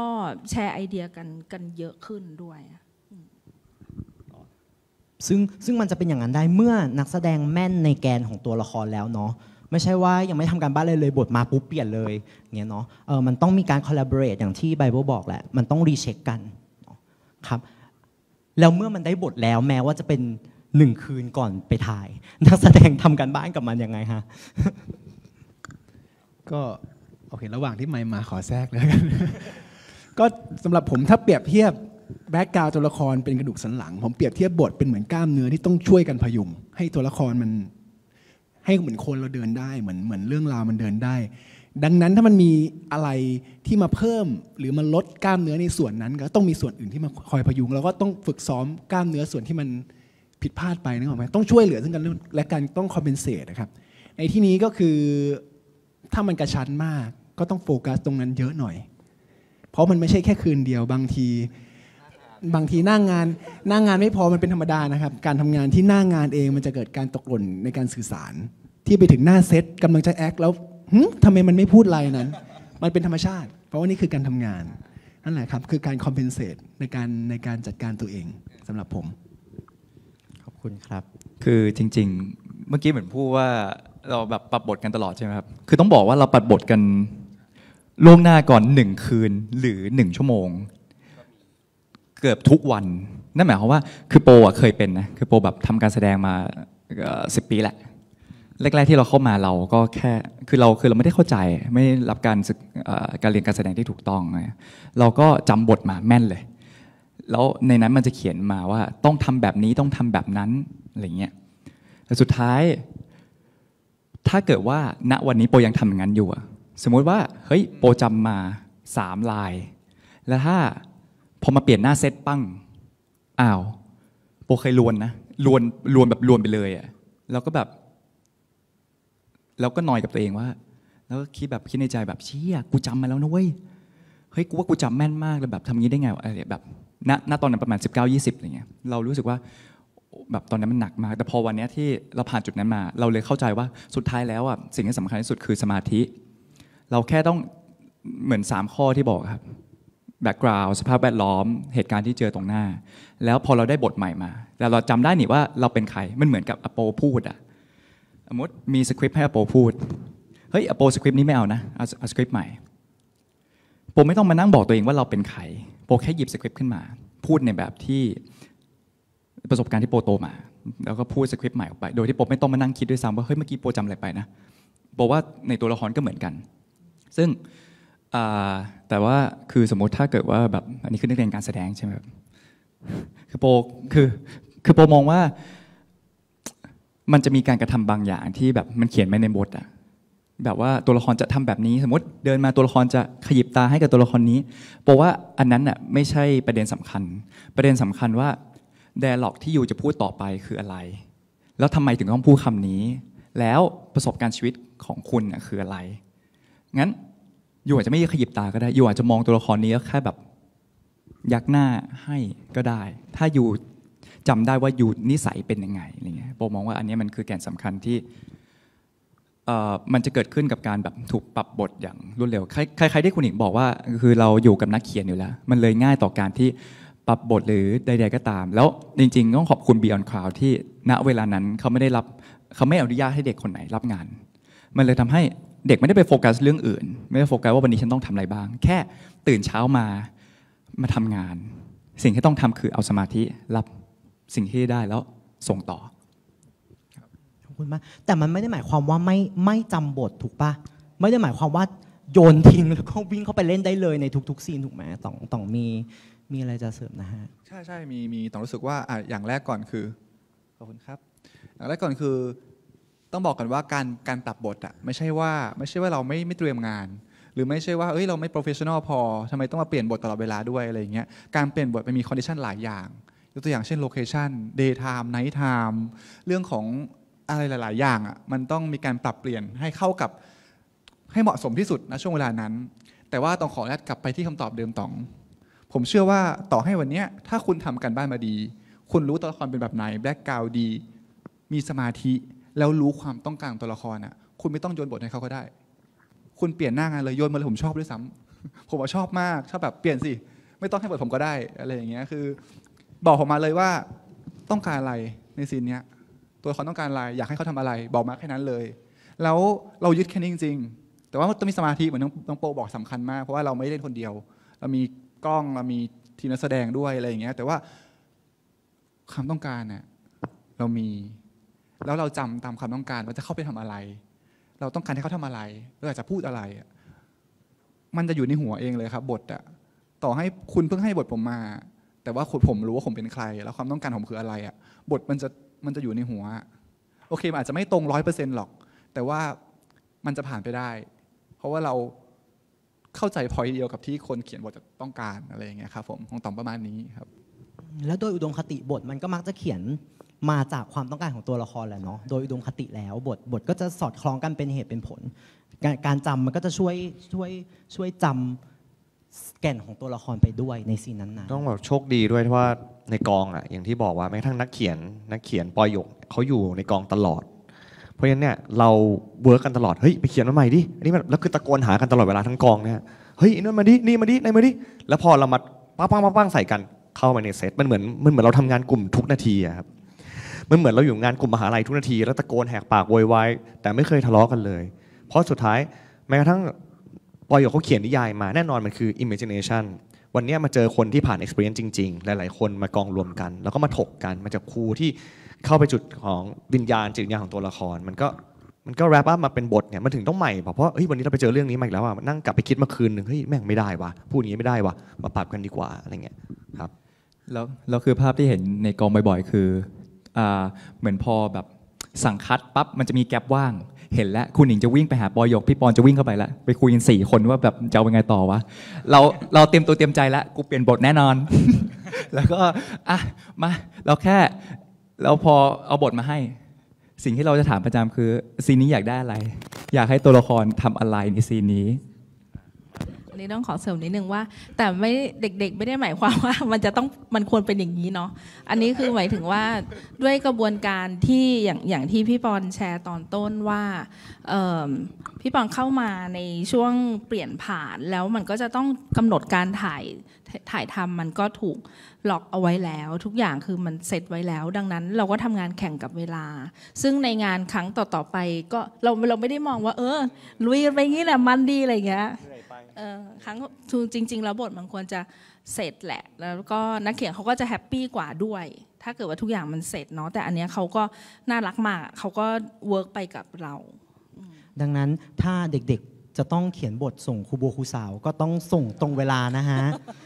มันศิลปะเป็นเรื่องของเวลาด้วยนะฮะโอเคไปที่กองกันบ้างไหมเราเตรียมตัวกันมาสักพักใหญ่ๆแล้วเนาะเราจะขยับไปที่กองกันแล้วเมื่อกี้มีการพูดแล้วว่ามีบรรยากาศในการทำงานกลุ่มมีการวิ่งกันเข้าไป4 คนรุมช่วยกันพัฒนางานไปสู่เป้าหมายที่ดีนะฮะความสัมพันธ์ของแต่ละหน้าที่มันเป็นยังไงในกองโดยอุดมคติแล้วควรทำงานกันยังไงแล้วเราทำงานกันยังไงฮะเรื่องนี้ผมอยากพูดมากเลย คืออาฆาตแค้นมากงงอาฆาตแค้นเลยโอ้โหอันนี้ไม่แรงไปคือมันมีระบบบางอย่างในกองซึ่งเรื่องนี้เกิดขึ้นกับผมเลยผมไปกองคิวที่3นะครับก็เดินไปจิ้มฝรั่งกินใส่วอเดินไปจิ้มปุ๊บสวัสดิการแบบเฮ้ยนี่ของพุ่มกับห้ามกินผมว่าใจโอ้โหมึงนี่มันแน่วแน่มากจริงๆนะ ทำกับกูแบบนี้ฝรั่งชิ้นเดียวยังไม่ให้กูกินอีกคือผมรู้สึกว่าคุณไม่ต้องจัดว่าใครคือใครคุณต้องคิดว่าทุกคนเท่ากันยังไม่จบมีอีกวันหนึ่งมีเสียงเอ็กซ์ตร้ากินข้าวชั้นนี้ข้าวกล่องแบบนี้กินได้คนละกล่องนักแสดงกินตรงนี้พูดเสียงยังไม่เหมือนกันเลยอ่ะผมก็เลยเอาแล้ววะมันถึงเวลาที่เราต้องปรับเปลี่ยนประเทศไม่ได้ก็เปลี่ยนที่กองกูก่อนแล้วกัน เราก็เลยเซตขึ้นมาคุยกันใหม่ว่าไม่ทุกคนคือต้องเหมือนกันนักแสดงก็ต้องต่อคิวเหมือนกันทุกคนเท่ากันไม่ต้องมีการมาเสิร์ฟข้าวพิเศษอะไรก็ตามมันเกินไปอะไรเงี้ยมันก็เลยเป็นบรรยากาศที่พอหลังจากนั้นอ่ะมันเป็น culture shock อ่ะมันก็ดีขึ้นทุกคนสนิทกันทุกคนคุยกันได้ก็กลับไปเสริมที่เล่าให้ฟังว่าเราคุยกันได้หมดทุกเรื่องนักแสดงมาเสนออะไรเราก็ยินดีรับฟังมันไม่มีใครใหญ่ที่สุดแต่สุดท้ายโอเค final say มันมีแต่ว่าเราไม่ได้ใช้อำนาจเหลือล้นขนาดนั้นมันเลยออกมาเป็นบรรยากาศที่เราเหนื่อยนะช่วงนั้นแต่โคตรสนุกเลยทุกวันนี้ยังคิดถึงบรรยากาศออกกองอยู่ยังคิดถึงทุกคนตรงนั้นแม้จะเหนื่อยขนาดไหนก็ตามเดี๋ยวให้น้องๆเล่าบ้าง ก็ผมคิดเสมอว่า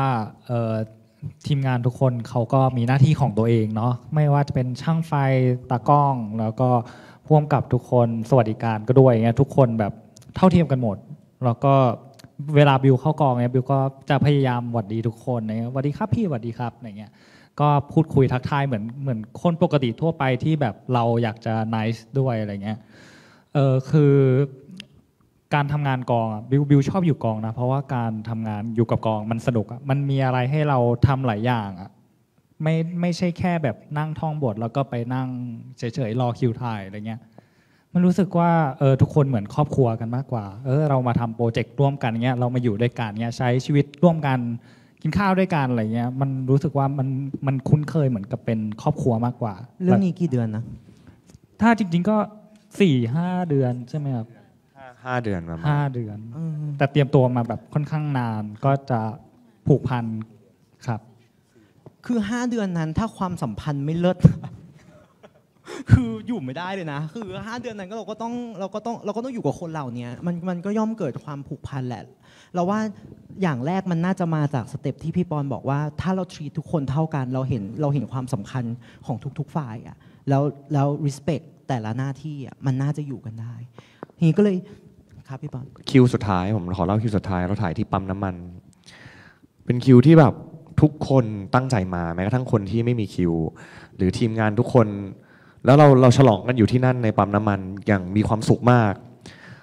เรายังคิดถึงบรรยากาศเลยมันเป็นใจหนึ่งคืออยากให้จบสักทีเหนื่อยเหลือเกินอ่ะส่วนอีกใจหนึ่งก็คือเราไม่อยากจากคนพวกนี้ไป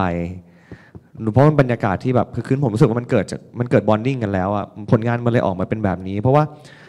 ต้องบอกว่าเรื่องการเซตไฟสมมติใครจะเป็นผมเนี่ยเซตไฟคอนเสิร์ตมามีเวลานานมากแต่เซตไฟซีนของละครเวลาสั้นแบบสั้นนรกมากอ่ะคือเขาต้องเร็วมากจริงๆอ่ะจนผมรู้ว่าคนจะชมว่าไลติ้งคินพอสสวยนี่ต้องชมทีมไฟกับทีมตากล้องที่เขาทำคือมันเร็วมากจริงๆนะครับครับผมอยากพูดในฐานะคนที่เพิ่งมาเป็นนักแสดงอันนี้เป็นเรื่องแรกครับแล้วผมรู้สึกว่าผมโชคดีมากที่ได้มาทำเรื่องแบบว่ามาทำในกองนี้มาเป็นส่วนร่วมของทีมผมอยากพูดเลยว่าการที่ได้มาเป็นส่วนร่วมของโปรเจกต์ใหญ่ขนาดนี้ I feel like it's ขอเป็นภาษาอังกฤษนะ I feel like it's a very rare opportunity to be part of such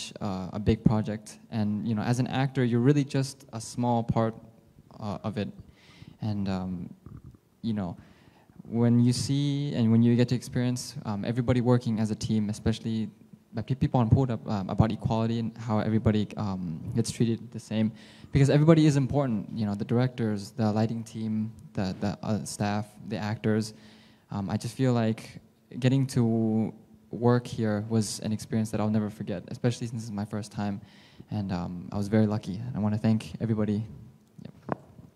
ขอบคุณมากๆเลยครับเหมือนจะจบทอล์กแล้วเลยแต่ไม่ใช่นะฮะเราเชียร์ให้มีความหลากหลายดังนั้นมีภาษาไทยภาษาอังกฤษภาษาถิ่นได้เลยนะฮะเต็มที่เอาที่แบบว่ามันเป็นเราขอไปที่ประเด็นการทำงานระหว่างนักแสดงกับผู้กำกับหน่อยมันควรจะเป็นยังไงแล้วเราทำยังไงในกองนี้เดี๋ยวผมขอเสริมจุดเมื่อกี้นิดนึงคือผมทำงานมานานอะแล้วมันเป็นจุดหนึ่งที่มันเป็นแบบเป็นสิ่งที่มันเจ็บปวดในใจผมมาก มันเป็นสาเหตุหนึ่งที่ผมแบบไปต่างประเทศคือผมรู้สึกว่าทุกคนเท่ากันหมดแล้วผมจะไม่ชอบเวลาที่เฮ้ยทำไมยูทรีตเราเหมือนแบบว่าเราไม่ใช่คนนะเราไม่ใช่พระเจ้าอ่ะแล้วผมเคยโดนสอนมาว่าแบบยูเป็นพระเอกนะยูพูดได้กับแค่คนนี้กับแค่คนนี้ยูรู้จักได้แค่คนนี้ผมคิดในใจแต่ตอนนั้นผมเด็กแล้วเขาโตกว่าแล้วผมก็เลยเชื่อว่าเฮ้ยคนทำแบบนั้นแล้วสิ่งที่ผมเกลียดมากคือเฮ้ยใครเขาทำมันมาใครนี่คือใครหรอใครวะแต่ว่าอันนี้ดีที่แบบว่าจริงๆขอบคุณพี่ปอนแบบมากๆคือพอเขาเป็นเฮดอะแล้วนี่มันคือทีมเขา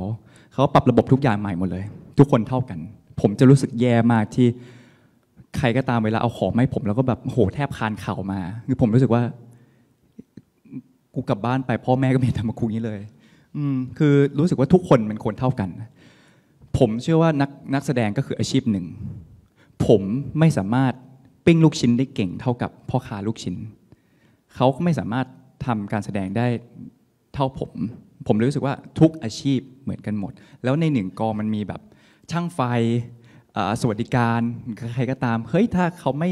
เอาของมาให้เราอะเราไม่มีกินแน่นอนอะทำงานมันเหนื่อยเราจะลงไปเดินไปซื้อเหรอทำเหรอมันเป็นไปไม่ได้เพราะว่าทุกหน้าที่คือคนเลสเปคกันและพี่ปอนสอนเด็กทุกคนคือโปรแฮปปี้กับเด็กเบียร์ของเขาทุกคนนี่คือค่ายที่โปรแฮปปี้แล้วภูมิใจที่สุดแล้วก็อยากทำงานกับที่นี่อยู่ตลอดเวลาคือเขาสอนให้ทุกคนเท่ากันอยู่กินข้าวอยู่เก็บไม่มีใครเก็บให้อยู่ที่นี่ไม่มีแม่บ้านแล้วหรือว่าถ้าอยู่ไปต่อให้อยู่จะมีแฟนๆเยอะแค่ไหนอยู่มีผลงานเขาเลยรักคุณถ้าอยู่ไม่มีผลงานเขาไม่รักคุณแน่นอนงั้นทุกคนเท่ากันโปเชื่อว่านี่คือมาตรฐานที่โปแฮปปี้แบบขอบคุณพี่ปอขอบคุณ Beyond Cloud ขอบคุณมากครับโปเอาละครับเมื่อกี้เขายังไม่ได้ตอบคำถามเมื่อกี้เลยตอบคำถามเมื่อกี้ก่อน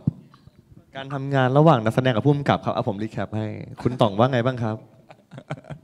คือผู้กำกับมีหลายคนผู้กำกับมี3 คนนะครับ3 คนช่วงแรกก็จะมีพี่ปอนกับพี่โขมก่อนอะไรอย่างเงี้ยครับผมการทำงานกับผู้กำกับคือผู้กำกับแต่ละคนเนี่ยก็จะมีความถนัดที่แตกต่างกันอย่างพี่โขมเขาเป็นผู้กำกับมานานเขาเก่งเรื่องบู๊ต่างๆอะไรอย่างเงี้ยครับในขณะที่ปอนเนี่ยจะมีมุมมองใหม่ๆเพราะพี่ปอนมาจากคอนเสิร์ตเพราะฉะนั้นแล้วความคิดที่ปอนมันจะเป็นอะไรที่รู้สึกว่าเขาจะช็อกในกองหมายถึงว่าต่อคนอื่นเขาอะนะ อะไรอย่างเงี้ยครับต่อนักแสดงด้วยอะไรอย่างเงี้ยมันก็เลยต้องทำความเข้าใจใหม่หมดเลยอะไรเงี้ยซึ่งเราไม่สามารถที่จะแบบโฟกัสได้ว่าต้องเชื่อใครแต่มันคือเขาไว้ใจเราแล้วเนาะทางผู้กำกับไว้ใจเราก็ต้องไว้ใจเขาอะไรเงี้ยครับผมมันคือการแบบทำงานด้วยความเชื่อใจกันอะไรเงี้ยครับสุดท้ายมันก็จะออกมาเป็นผลงานที่ผ่านมาทั้งตัวเราเองด้วยแล้วก็ทีมด้วยพี่มายเป็นยังไงบ้างผมยังใช้ยึดหลักคำว่าเปิดใจอยู่คือการทำงานจริงๆมันไม่เหมือนหลักการหน้างานกับหลักการมันต่างกันต่อให้พูดว่าหลักการเป็นยังไงก็ตามวันนี้หรือก่อนหน้าที่ผมเรียนมาก็เรื่องแต่หน้างานมันจะมีปัญหาแน่นอนและปัญหาที่เกิดขึ้นมันเยอะมากสำหรับผมนะครับโดยเฉพาะเป็นนักแสดงใหม่มากกับการเล่นซีรีส์ยาวเรื่องแรกคือสมมติเลทเซว่าผู้กำกับอยากได้แบบนี้แล้วเราทำการบ้านมาแบบนี้แบ็คกราวด์ตัวละครไม่ซัพพอร์ตในการเล่นอย่างนั้นเนี่ยเราก็ต้องคุยถ้าคุยไม่ได้สำหรับผมก็คอมโพรไมซ์เพราะว่าเราต้องใช้สอดเขาเห็นภาพใหญ่เขาเป็นโค้ชเขาเห็นภาพใหญ่แต่เราก็ต้องคุยกับเขาว่าเฮ้ยแต่พี่ครับมันก็อาจจะต้องมีอย่างนี้ไหมเพราะว่าผมก็คิดว่าอย่างนี้น่าจะดีก็เป็นการคอมเพนเซตซึ่งกันและกันผมว่าสำคัญไม่ว่างานนี้หรืองานไหนบนโลกเราเชื่อตัวเองอย่างเดียวไม่ได้ต้องรับฟังครับผมต้องบอกว่าเรามีผู้กำกับก็คือผมจริงๆต้องเริ่มจากพี่โขมก่อนแล้วก็ผมแล้วก็มีเป๊ปซี่ใช่ไหมครับพี่โขมเนี่ยเปิดโอกาสให้ผมเยอะมากจริงๆตอนแรกก็โดนคิดว่าน่าจะโดนด่าในใจเยอะเหมือนกันนะการที่เราเทคแบบไปทำหน้าที่ของคนอื่นๆเยอะขนาดนั้นอะไรเงี้ยครับแต่โชคดีที่พี่โขมเข้าใจแล้วก็เปิดใจอะไรเงี้ยแล้วก็รับในไอเดียของเรากลายเป็นสนุกกันเพราะผมชอบคิดอะไรประสาทกวนประสาทในเรื่องเนี่ยมันส่วนมากมันจะเกิดไอเดียผมแล้วก็พี่ขมก็จะเล่นด้วยแล้วก็จะไหลไปแล้วก็จะปรึกษาคุณหนิง ซึ่งปัญหาของผมตอนแรกในการสื่อสารกับนักแสดงในฐานะผู้กำกับจำเป็นโดยที่ยังไม่ได้รู้ตัวเนี่ยมันเกิดจากการที่เราอยู่กันแบบเพื่อนมาก่อนแบบเพื่อนพี่น้องผมเลยเฮ้ยมึงมานี่ดิ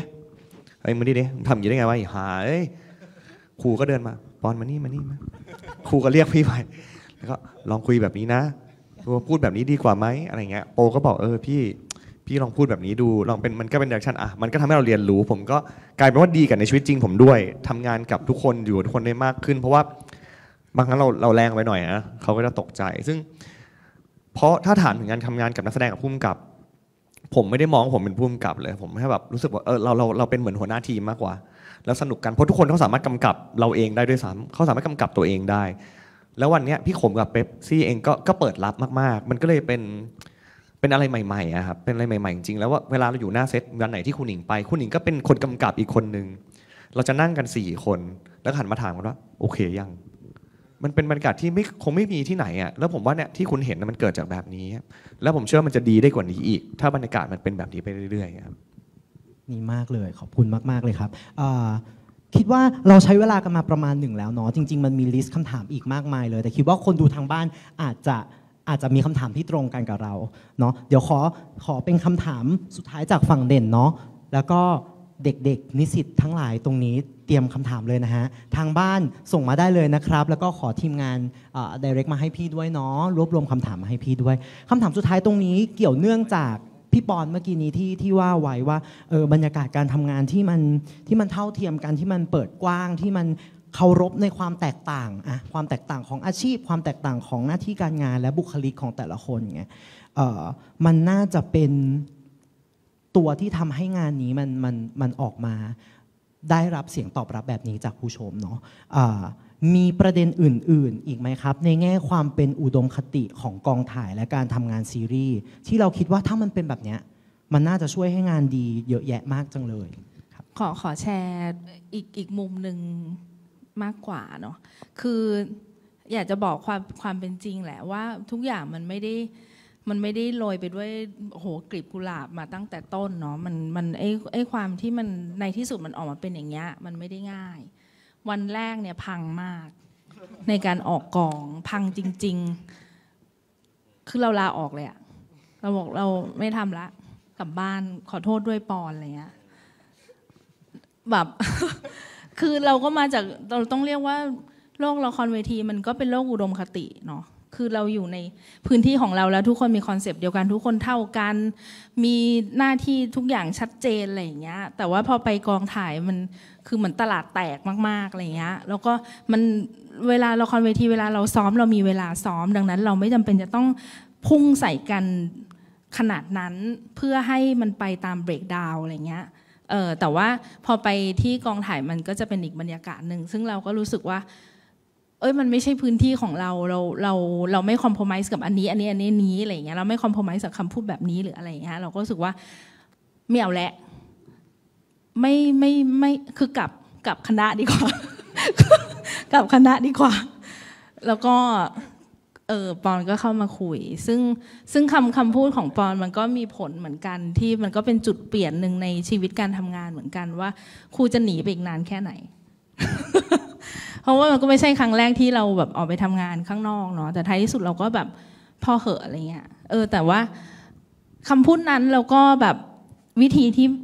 ที่ปอนพิสูจน์ให้เห็นว่าเขาต้องการจะเปลี่ยนแปลงมันจริงๆอ่ะมันก็ทำให้เราอยู่ต่อแล้วก็รู้สึกโชคดีจังที่อยู่ต่อเหมือนกันเหมือนรับรางวัลแล้วเลยครับเหมือนรับรางวัลแล้วผมมีคำหนึ่งที่พูดกับครูจำได้อันนี้คิดขึ้นมาตอนนั้นต้องบอกว่าคือจริงๆเหตุการณ์นั้นมันรุนแรงมากสำหรับคนเป็นครูแต่ไม่ได้เกิดขึ้นจากผมนะต้องบอกไว้ก่อน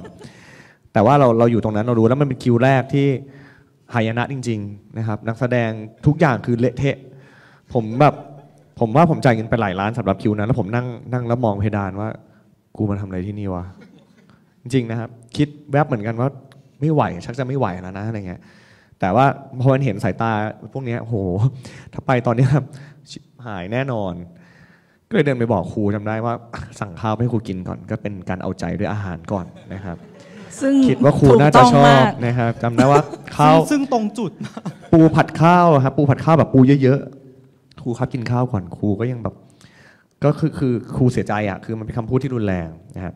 แล้วเสร็จผมก็บอกครูว่าครูครับครูอยู่ในสังคมอุดมปัญญาคนตรงเนี้ยคือคนอุดมปัญญาสำหรับผมเป็นอย่างนั้นแต่ผมอะโตมากับสังคมอุดมปัญหาเพราะฉะนั้นวันนี้เราจะหนีไม่ได้ครับครูมันคือชีวิตจริงเราต้องเผชิญสิ่งเหล่านี้แหละครูอย่าทิ้งผมนะถ้าทิ้งผมตายแล้วก็บอกครูตรงถ้าไม่มีคุณหนิงผมบอกผมไม่ไหวผมมาถึงวันนี้ไม่ได้ก็เลยโชคดีที่ครูเปลี่ยนใจซึ่งวันนั้นเด่นก็อยู่ด้วยเป็นพยานได้เพราะเด่นก็อยู่ก็ถือว่าโชคดีที่เราได้เรียนรู้จากกันและกันแต่ขอเสริมว่าท้ายที่สุดเราเรียนรู้เองด้วยว่าเราเองต่างหากหรือเปล่าที่ด่วนตัดสินคนในครั้งแรกๆอะไรเงี้ยเพราะว่าพอเราให้โอกาสเราก็เปิดใจอย่างที่มายบอกเนาะจริงๆแล้วท้ายที่สุดแล้วก็ต้องขอบคุณทีมงานทุกๆคนมากๆเลยอะเราได้เรียนรู้อะไรเยอะมากๆก็คิดว่าทุกคนก็เรียนรู้ไปด้วยกันแล้วตอนในวันปิดกล้องมันก็คิดว่าทุกคนก็เกิดการเปลี่ยนแปลงแล้วก็มีความสุขแล้วก็ภูมิใจกับงานเหมือน wrap up ครับคือพอมันเป็นอย่างนั้นจริงๆมนุษย์ก็คือมนุษย์วันนั้นเขาอาจจะไม่ดีนะตรงนั้นแต่พอเราหมุนเราจะเจอมุมอื่นๆของเขามันเหมือนตัวละครในซีรีส์อะหลังบ้านกับในซีรีส์เหมือนกันคนผมว่าทำไมมันเข้าถึงคนได้เยอะเพราะมันดูจริงขึ้นมันอาจจะไม่จริง 100% หรอกแต่มันจริงขึ้นเยอะเราพยายามกล้าที่จะแสดงออกไปแล้วก็กลัวเหมือนกันว่าจริงๆพูดตลอดว่าผมจะโดนใครเรียกไปคุยเมื่อไหร่กับการที่ทำซีรีส์ที่กล้าขนาดนี้อะไรเงี้ยแต่ก็โชคดีนะครับยังไม่มีใครเรียกไม่รู้ว่าอีก3 EP จะเรียกหรือเปล่านะครับเชิญนักแสดงครับผมมันมีอุดมคติอะไรที่เราอยากให้มีในวงการซีรีส์ไทยหลายๆคนอาจจะกลับไปในเรื่องของตัวละครก็หลายๆคนอาจจะสงสัยว่าทำไมแบบเวลานักแสดงเวลาเล่นซีนดราม่าเนี่ยทำไมแบบร้องไห้แล้วแบบเหมือน inside out เอาไม่ออกอะไรเงี้ยก็พูดในฐานะนักแสดงนะครับที่เล่นซีนดราม่ามาแล้วก็คือประสบการณ์ตรงเลยก็คือหลังจากที่บิวเล่นซีนโดนเวกัสทรมานอ่ะคือค่อนข้างเครียดกับซีนนี้มากจริงๆเพราะว่านอนกันไม่หลับเลยสำหรับตัวไบเบิลเองก็ด้วยอย่างเงี้ยพอมาทำจริงๆแล้วมันรู้สึกว่ามันก็ยังเอาไม่ออกแหละแต่ว่าเราเป็นในฐานะนักแสดงอ่ะเราต้องทำมันให้ได้มันไม่ใช่ชีวิตจริงของเรามันอย่าให้ตัวละครมันกัดกินเราเข้าไปอย่างเงี้ยตอนนั้นบิวก็ขับรถไปแล้วก็นึกถึงซีนนั้นตลอดมันเข้ามาในหัวตลอดรู้สึกว่าแบบมันต้องเอาออกให้ได้ซึ่งบิวใช้เวลาประมาณ 2-3 วันอย่างเงี้ยต้องมาหาคุณหญิงเลยขนาดวันนั้นไม่มีถ่ายนะต้องมาหาคุณหญิงแล้วแบบครูผมยังแบบนึกถึงซีนนั้นอยู่เลยนอนกลับไปนอนก็แบบน้ำตามันก็ไหลออกมาอย่างเงี้ยมันรู้สึกว่าแบบมันกัดกินเข้าไปแต่ในฐานะนักแสดงที่เป็นมืออาชีพเป็นอาชีพนักแสดงเราต้องเอามันออกมาให้ได้นะครับสำหรับใครที่แบบประสบปัญหาแบบนี้อยู่ครับแล้วออกมายังไงนะก็ใช้เวลาอยู่กับมันครับว่ามันไม่ใช่ส่วนหนึ่งของเราก็พยายามมองหน้ากระจกแล้วก็พูดกับตัวเองว่าแบบมันไม่ใช่อะไรเงี้ยถึงเราจะอินแค่ไหนก็ตามแต่ว่าเราเป็นนักแสดงเราเป็นตัวเราเองเราคือบิวเราไม่ใช่ตัวพีทณจุดนั้นมันผ่านมาแล้วเราต้องทำมันออกมาให้ได้ครับขอบคุณมากครับมีคนอื่นๆไหมฮะครับผมสำหรับซีนดราม่าผมรู้สึกว่าจริงๆคำถามคืออะไรคำถามคืออะไรนะไม่คือบิวพูดถึงเรื่องดราม่าผมก็เลยบอกอยากเสริมประเด็นจริงๆคำถามคืออยากให้วงการมันเป็นยังไง เมื่อกี้ที่บิวพูดมาก็คือแชร์ประสบการณ์ที่ได้ทำไปเนาะว่ามันเล่นซีนดราม่าแล้วมันมีคนที่คอยช่วยพาเราออกไปหาครูหนิงหรือว่าแบบอยู่กับเพื่อนอะไรอย่างเงี้ยมันก็เป็นบรรยากาศการทำงานที่ดีเนาะครับผมก็จริงๆผมไม่เคยมีประสบการณ์ในวงการมาก่อนนอกจากซีรีส์เรื่องนี้ต่อผมรู้สึกว่ามันเป็นประสบการณ์ที่ดีมากก็เลยอยากจะพูดสั้นๆว่าอยากให้กองทุกกองเป็นไปในเวของกองของเราคือความเท่าเทียมครับผมก็เน้นแค่เรื่องนี้แล้ว จำไว้ว่าทุกคนคือส่วนหนึ่งของทีมผู้กำกับนักแสดงทีมงานทีมไฟบอกว่าสวัสดิการอะไรเงี้ยคือเราทำงานด้วยกันนะผมภาพที่ออกมามันเพราะว่าความตั้งใจของทุกๆคนครับแล้วสุดท้ายผมเชื่อว่าแม้ว่าจะมีการคุยกันแบบไม่ได้เถียงทะเลาะกันแต่ว่าคือแบบการแบบว่าไม่เข้าใจตรงกันอะไรอย่างเงี้ยครับแต่สุดท้ายใจของทุกคนคืออยากให้ภาพมันออกมาให้ดีที่สุดครับผมเชื่อว่าอยากให้กองทุกอันเป็นแบบนี้ครับคือโกมันคือโกเดียวกันครับ ขอบคุณมากครับผม ครับมาที่ตองก่อนละกันของตองเนี่ยขอพูดตรงๆนะพี่ปอนเนาะคิดว่าน่าจะพูดได้แหละก็คืออยากให้เป็นยังไงใช่ไหมครับด้วยความที่ซีรีส์เรื่องนี้เป็นซีรีส์ความสัมพันธ์ของคนที่บังเอิญเกิดเป็นเพศชายซึ่งมันไม่ได้มีแค่ระนาบเดียวหรือมิติเดียวอยากให้ทุกคนน่ะมีมุมมองที่มากกว่านี้สิ่งที่ตองประสบพบเจอมาตรงๆเลยคือทีมงานบอกว่าไม่ชอบที่เล่นไปเลยอ่ะมันดูสาวเกินไปพี่ปอนสวยออกมาว่าสาวแล้วไงอ่ะกูชอบอ่ะกูใช้เล่นอย่างเงี้ยแล้วขอบคุณพี่ปอนมากคือมันมีจริงคุณในชีวิตคุณเจอเพื่อนที่เป็นแบบ LGBT อ่ะเขาสาวมีจริงไหมทำไมคนที่เล่นออกสาวอ่ะไม่สามารถเล่นในซีรีส์ได้อุ้ยรู้สึก แป๊บนึงนะ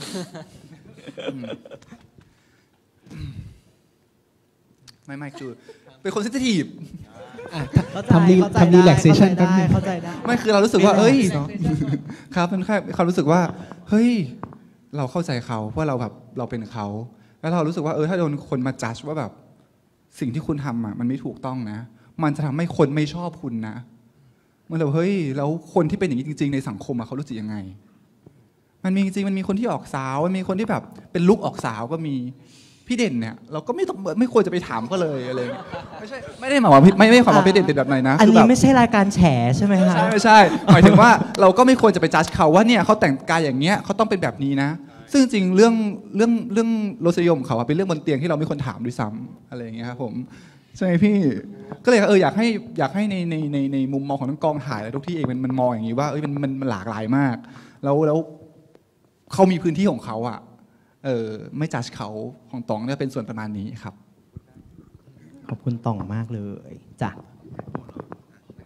โอเคครับมือซ้ายแล้วกัน ก็จริงๆสำหรับผมถ้าคำถามนี้ผมแยกเป็น2 อย่างรูปแบบในการนำเสนอกับรูปแบบในการทำงานถ้ารูปแบบในการนำเสนอผมไม่ได้คาดหวังอะไรมากในวงการบันเทิงเพราะผมเชื่อว่ามีอีกพี่ๆที่มีความสามารถและกำลังพยายามจะนำเสนอหลากหลายรูปแบบซึ่งเป็นสิ่งที่แตกต่างดีไม่ดีไม่รู้แต่เป็นช้อยส์ของคนดูซึ่งเป็นสิ่งที่ดีกับคนดูนั่นคือเพอร์โพสของคนทำบันเทิงอย่างผมนะครับดังนั้นดีแล้วแต่แพทเทิร์นในการรูปแบบในการทำงานโอเคผมเห็นด้วยกับการว่าความเท่าเทียมเพราะผมก็ไม่ได้ถ่ายซีรีส์ยาวแต่ก็เคยถ่ายโฆษณาถ่าย MV ถ่ายอะไรอย่างเงี้ยหรือแม้กระทั่งงานอื่นๆที่ไม่ใช่งานบันเทิงเนี่ยมันยากที่จะทำให้ทุกคนไม่แยกไม่แบ่งแต่ถ้าทำให้ทุกคนมีความเท่าเทียมอย่างน้อยก็ในเรื่องของเบสิกนี้ทั้งหลายแหล่เนี่ยมันก็เป็นเรื่องที่ทำให้การทำงานมันไปได้ง่ายและดีขึ้นมันเป็นเรื่องเบสิกที่ส่งผลถึงอนาคตจริงๆครับแล้วก็เรื่องที่2ก็คือเรื่องการเปิดใจผมพูดเสมอเพราะว่ามนุษย์เราชอบพูดว่าเปิดใจแต่จริงๆไม่100%นั่นคือสิ่งที่เป็นปัญหาเพราะว่าจริงๆครับในการใช้ชีวิตมันเปิดใจคุยกันสิพอคุยเสร็จปุ๊บเรื่องเราไปโผล่อีกทีหนึ่งเปิดใจคุยกันสิปุ๊บกลับบ้านไปสิ่งที่ปฏิบัติเปลี่ยน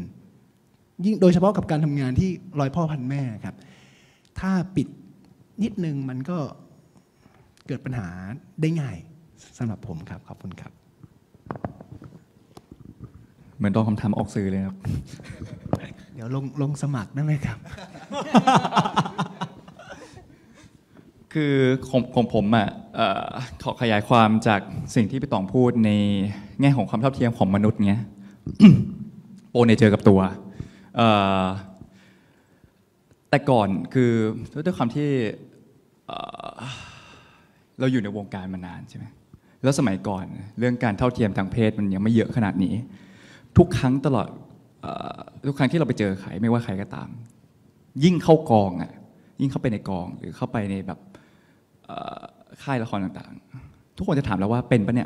ย คำถามเราในหัวคือกูผิดเหรอแล้วนะวันนั้นเราเด็กเรายังไม่เข้าใจว่าเราทำอะไรผิดแต่มันฝังใจซึ่ง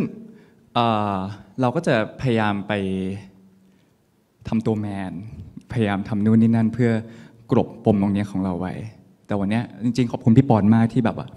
พี่ปอนกับค่ายเบียร์คราวคือให้โอกาสเราว่า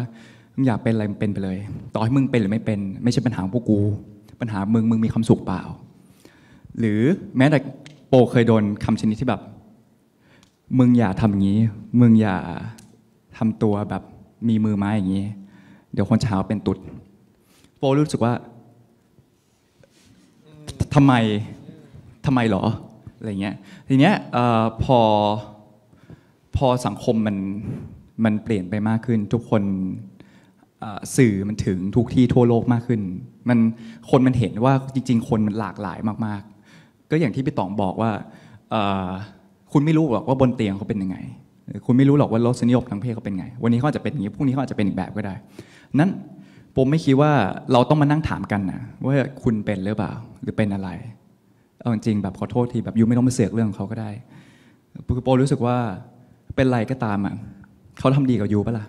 แล้วยูควรทำดีต่อเขาโปรู้สึกว่าอันนี้เป็นสิ่งที่อยากให้เกิดขึ้นในกองและอยากให้เกิดขึ้นในสังคมมันบอกว่ามันเสียมารยาทมากนะในการที่แบบมาถามกันว่าอยู่เป็นอะไรอะไรเงี้ยผมขอพูดถึง impact หนึ่งในชีวิตอันนี้ผมภูมิใจมากครอบครัวผมคุณพ่อแม่เป็นคนจีนแบบจีนจ๋าๆเลยแต่ก่อนเนี่ยถ้าเขาเห็นแนวเนี้ยเขาจะไม่เข้าใจแต่ทุกวันนี้เขาดูคินพอดทุกวันแล้วเป็นแฟนคลับตัวยงแล้วเขาไปดูในโรงฉากที่มี NC แรงมากๆเขามีความสุขมากแล้วเขาก็เปิดใจจนผมรู้สึกว่าเนี่ยเป็นสิ่งที่ดีอันหนึ่งที่คอนเทนต์เนี้ยมันสามารถเปิดใจหลายคนเข้าใจว่ามันคือความรักเหมือนที่ย้อนกลับไปที่ถามว่าซีรีส์วายหรือเปล่ามันคือคอนเทนต์ดีๆมันเรื่องราวของคนที่รักกันคนที่มีชีวิตในทุกๆรูปแบบรวมกันอยู่ตรงเนี้ยแค่นั้นเองเราไม่ต้องไปพอร์เทรย์มันก็ได้แล้วเหมือนกับในเหตุการณ์ที่เกิดขึ้นกับต๋องเนี่ยผมอยู่ตรงนั้นพอดีซึ่งโชคดีของต๋องมากคือผมก็สวนทันทีซึ่งผมรู้สึกว่าเราไม่ควรถามอะไรใครแบบนี้หรือไปจัดว่าการกระทำแบบนี้คนจะไม่ชอบคนดูจะคนตัดสินเองซึ่งวันนี้คินพอสทำอย่างนั้นอยู่ครับแล้วก็คือคนเขาจะถามกันเสมอว่าแบบพอสเนี่ยเป็นหรือเปล่าพอสเป็นหรือเปล่าเพราะว่า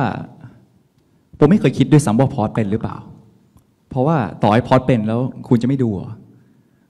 เหมือนที่เวลามีคนมาถามโปว่ายูเป็นหรือเปล่าเพราะนั้นโปจำได้ว่าโปแบบอยู่กับตัวเองพูดคุยกับตัวเองโดยการแบบวิปัสสนาธรรมอยู่ก็จำได้ว่าตอนนั้นน่ะมันเป็น tragic ของเราโดยที่คนอื่นทำให้โดยที่เราไม่รู้ตัวแล้วเราก็รู้สึกว่าเฮ้ยเราเป็นหรือเปล่าวะเสร็จปั๊บมันก็มีความคิดขึ้นมาว่ามันมี2 อย่างคือสมมติถ้าเราเป็นจริงคือไง1อยู่แค่แบบว่าเฮ้ยไอ้โปมันเป็นแล้วเรื่องก็จบไปกับอย่างที่2คืออ๋อมึงเป็นเหรอโอเคจบงั้นสิ่งที่ยูได้มันมีแค่2 ข้อเนี่ยมันไม่มีอย่างอื่นยูไม่ได้แบบว่าเฮ้ยรู้ว่าอโปเป็นเกย์สมมติเฮ้ยกูมีความสุขขึ้นว่ะมันไม่ใช่เลยงั้นโปว่าคล้ายๆกับตัวละครพอสที่โปภูมิใจในการพอร์เทรย์ตัวนี้ออกมามากแล้วโปไม่เคยคิดด้วยซ้ำว่าเขาเป็นอะไรแต่โปกลับไปดูในแง่ของ need มันจะเป็นกฎของมัสโลว์มันจะเป็นกฎ6 ข้อเป็นกฎ3 เหลี่ยมว่ามนุษย์มีอยู่ในตัวมนุษย์ทุกคนว่าเราเติมเต็มอะไรกันในแง่แบบว่าให้ความปลอดภัยให้ความรักให้ความใส่ใจให้การปลอบประโลมสัมผัสทางร่างกายหรือแบบว่าการเป็นอยู่แบบเครื่องนุ่มหงยาหยูกยาอะไรพวกนี้โปรู้สึกว่าโปกลับไปหาพวกนั้นแล้วโปกลับมาหาว่าเฮ้ยคินมันให้อะไรกับตัวพอสแล้วอะไรที่พอสให้อะไรกับคินโปรู้สึกว่าโปพอหาแกนหลักเนี้ยแล้วไม่ต้องมานั่งตอบกันด้วยซ้ำว่าเขาชอบหรือไม่ชอบบางทีสมมติถ้ามีซีซั่น2ขึ้นมาพอสอาจจะเป็นคนเริ่มเกมก่อนคินก็ได้ใครจะไปรู้เพราะว่าสุดท้ายแล้วก็อย่างที่บอกแกนหลักของชีวิตคู่มันคือเราทำให้ฝ่ายมีความสุขงั้นคินอาจจะยอมพอสก็ได้เพราะแค่อยากให้พอสมีความสุขคือเราไม่มีทางรู้ได้งั้นอย่าไปถามใครอีกนะครับว่าเป็นหรือเปล่าขอบคุณมากครับขอเสริมในแง่ การแสดงเนาะว่าใช่เรื่องจริงๆตอนทำงานเนี่ยเราก้าวข้ามเรื่องเพศสภาพไปเลยอ่ะมันไม่ได้จำเป็นมันคุยกันแค่ว่าเขาคอนเน็กกับใครยังไงแล้วก็เขาจะใช้เครื่องมืออะไรในการรักคนข้างหน้ามันก็เป็นหน้าที่เป็นงานของนักแสดงไม่ได้ต้องไปนั่งเจาะกันว่าอินดีเทลแล้วอะไรยังไงเพราะว่ามันเป็นเรื่องของจินตนาการและความเชื่ออันนี้เห็นด้วยมากๆว่าเรื่องนี้ประเด็นมันคือความรักมันเยียวยาทุกสิ่งนี่คือสิ่งที่เราพยายามจับแก่นอันนี้เราให้เรื่องทั้งเรื่องเนี่ย drive ไปสู่ธีมนี้ให้ได้แล้วก็แค่นั้นถ้าเรารู้สึกว่าคนที่อยู่ข้างหน้าเขาเยียวยาเราได้เขารักษาบาดแผลข้างในเราได้แล้วเขาจะเป็นอะไรมันไม่เกี่ยวแล้วขอบคุณมากเลยครับขอเสียงปรบมือให้ครูหนิงทีมงานแล้วก็นักแสดงทุกๆคนเลยนะครับวันนี้เราได้คุยกันทั้งเรื่องของการแสดงเนาะในตัวแบบความเป็นการแสดงการทำงานในซีรีส์เรื่อง KIN-POSH บรรยากาศในกองแล้วก็ท้ายที่สุดเราโยงไปสู่การ treat คนให้เป็นคนเนาะตั้งแต่การ treat ตัวละครในบทการ treat เพื่อนร่วมงานแล้วก็คนในสังคมเราก็คาดหวังอย่างยิ่งในเดือน Pride Month นี้ว่าเราจะเห็นการ treat มนุษย์ทุกคนให้มีศักดิ์ศรีของความเป็นมนุษย์อย่างภาคภูมิใจได้พอๆกันเท่ากันไม่ว่าเขาจะแตกต่างกันอย่างไรก็ตามนะครับทางผู้ชมในโรงละครพร้อมมากแล้วที่จะถามพวกเรานะครับดูกระตือรือร้นกันมากเดี๋ยวจะมีทีมงานเดินไมค์นะฮะใครมีคำถามยกมือได้เลยนะครับเดี๋ยวทีมงานจะนำไมค์ไปให้ขออนุญาตให้บางส่วนไปเข้าห้องน้ำสักครู่ได้ไหมครับผมเดี๋ยวผมตอบแทนก่อนได้สลับกันไปครับผมสลับกันครับผมเชิญครับโอ้โหแย่งกันเกลียวกราวอยากให้ผู้ชมทางบ้านได้เห็นมือมันได้พุ่งขึ้นมาเดี๋ยวผมชี้นะครับผมชี้นะครับมีคำถามไหมฮะถ้ายังไม่มีเดี๋ยวจะไปคำถามจากทางบ้านก่อนเนาะเพื่อแบบว่ามีแล้ว1 คนครับเชิญไมค์หน่อยครับ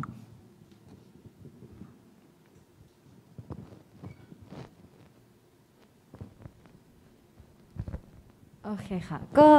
คือก็เรียนจบที่นี่เนาะก็เหมือนแบบว่าก็ได้เหมือนได้เข้าใจแบบการแสดงมาพอสมควรแล้วก็ได้รับแบบการตอบคำถามจากนักแสดงด้วยก็เลยรู้สึกว่าบางคนอ่ะเหมือนไม่ได้เข้าใจว่าแบบการแสดงอ่ะมันให้อะไรกับชีวิตจริงของเราหรือเปล่าเช่นการได้เป็นตัวละครเนี้ยไม่ว่ามันจะต่างหรือมันจะเหมือนกับเรายังไงก็คือเราไม่ใช่คนเดียวกันอยู่ดีอะค่ะเพราะฉะนั้นเหมือนการที่เราได้รู้จักตัวละครหรือคนอีกสักคนหนึ่งอะมันได้แบบทำให้เราเติบโตอะไรขึ้นบ้างไหมหรือรู้สึกแบบ graceful หรือว่าเปลี่ยนมุมมองที่เรามีต่อชีวิตจริงของเราบ้างหรือเปล่าอะไรแบบเนี้ยค่ะขอบคุณมากเชิญเลยครับสำหรับตัวบิวเองนะครับบิวเหมือนได้เพื่อนสนิทคนหนึ่งมากกว่าเขาได้เข้ามาอยู่ในชีวิตช่วงหนึ่งของเราอะไรเงี้ยเรารู้สึกว่าเราอยากขอบคุณเขามากจริงๆถ้าเขามาอยู่ตรงหน้าคือเราสามารถแบบตายแทนเขาได้เลยอ่ะเพราะว่าเขาก็คือส่วนหนึ่งชีวิตของเราในช่วงหนึ่งที่เราได้ทำงานกับเขาอะไรเงี้ยคือพีเป็นคนที่ตัวละครของเขาคือมองโลกในแง่ดีแต่ในภายในจิตใจของเขาก็มีสีดำเทาอยู่แล้วมันก็คือความเป็นมนุษย์อะไรเงี้ยแต่เราหยิบในส่วนที่ดีของเขาอะเอามาเป็นมุมมองให้กับตัวเองการมองโลกในแง่ดีของตัวละครพีทมันก็ทำให้บิวมองทุกๆสิ่งทุกๆอย่างว่ามันไม่ได้เลวร้ายเสมอไปอะไรเงี้ยมันก็ทำให้ชีวิตของเราเนี่ยมีความสุขมากขึ้นจากการที่เราหยิบ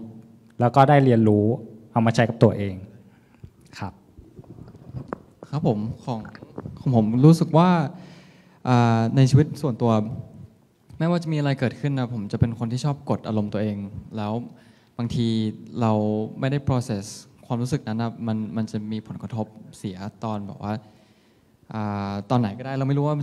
นจะกลับขึ้นมาเมื่อไหร่อะไรเงี้ยครับแล้วมันมีวันหนึ่งที่ต้องเล่นซีนดราม่าแล้วผมมันไม่ได้คอนเนคขนาดนั้น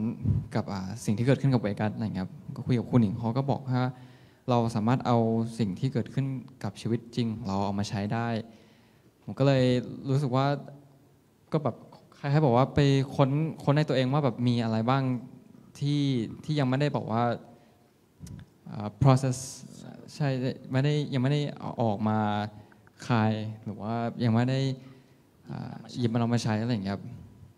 ตอนผมได้เอามันมาใช้ในซีนอะไรอย่างเงี้ยครับก็รู้สึกแบบหนักรู้สึกว่าแบบมันหนักจริงๆ แต่ว่ามันดีตรงที่ว่าหลังจากที่ซีนมันจบไปแล้วมันเหมือนได้เราเอามันมาเข้ามาในแสงครับแล้วก็เราได้ process ความรู้สึกเราได้ feel จริงๆแล้วก็มันเหมือนเป็น therapy ให้กับตัวเองครับผม ขอบคุณมากเลยครับขออนุญาตไปที่คำถามถัดไปเลยเนาะจะได้ยินคำถามที่หลากหลายจากผู้ชมนะครับ เชิญจ้า ก็อยากรู้ว่าพวกพี่ๆแบบเวิร์กกันหนักมากๆแล้วก็ทำงานหนักมากใช่ไหมคะอยากรู้ว่ามีวันไหนที่แบบ mental health ไม่ stable บ้างไหมคะเราดีลกับมันยังไงแล้วจัดการกับมันยังไงให้งานมันยังออกมาเวิร์กอยู่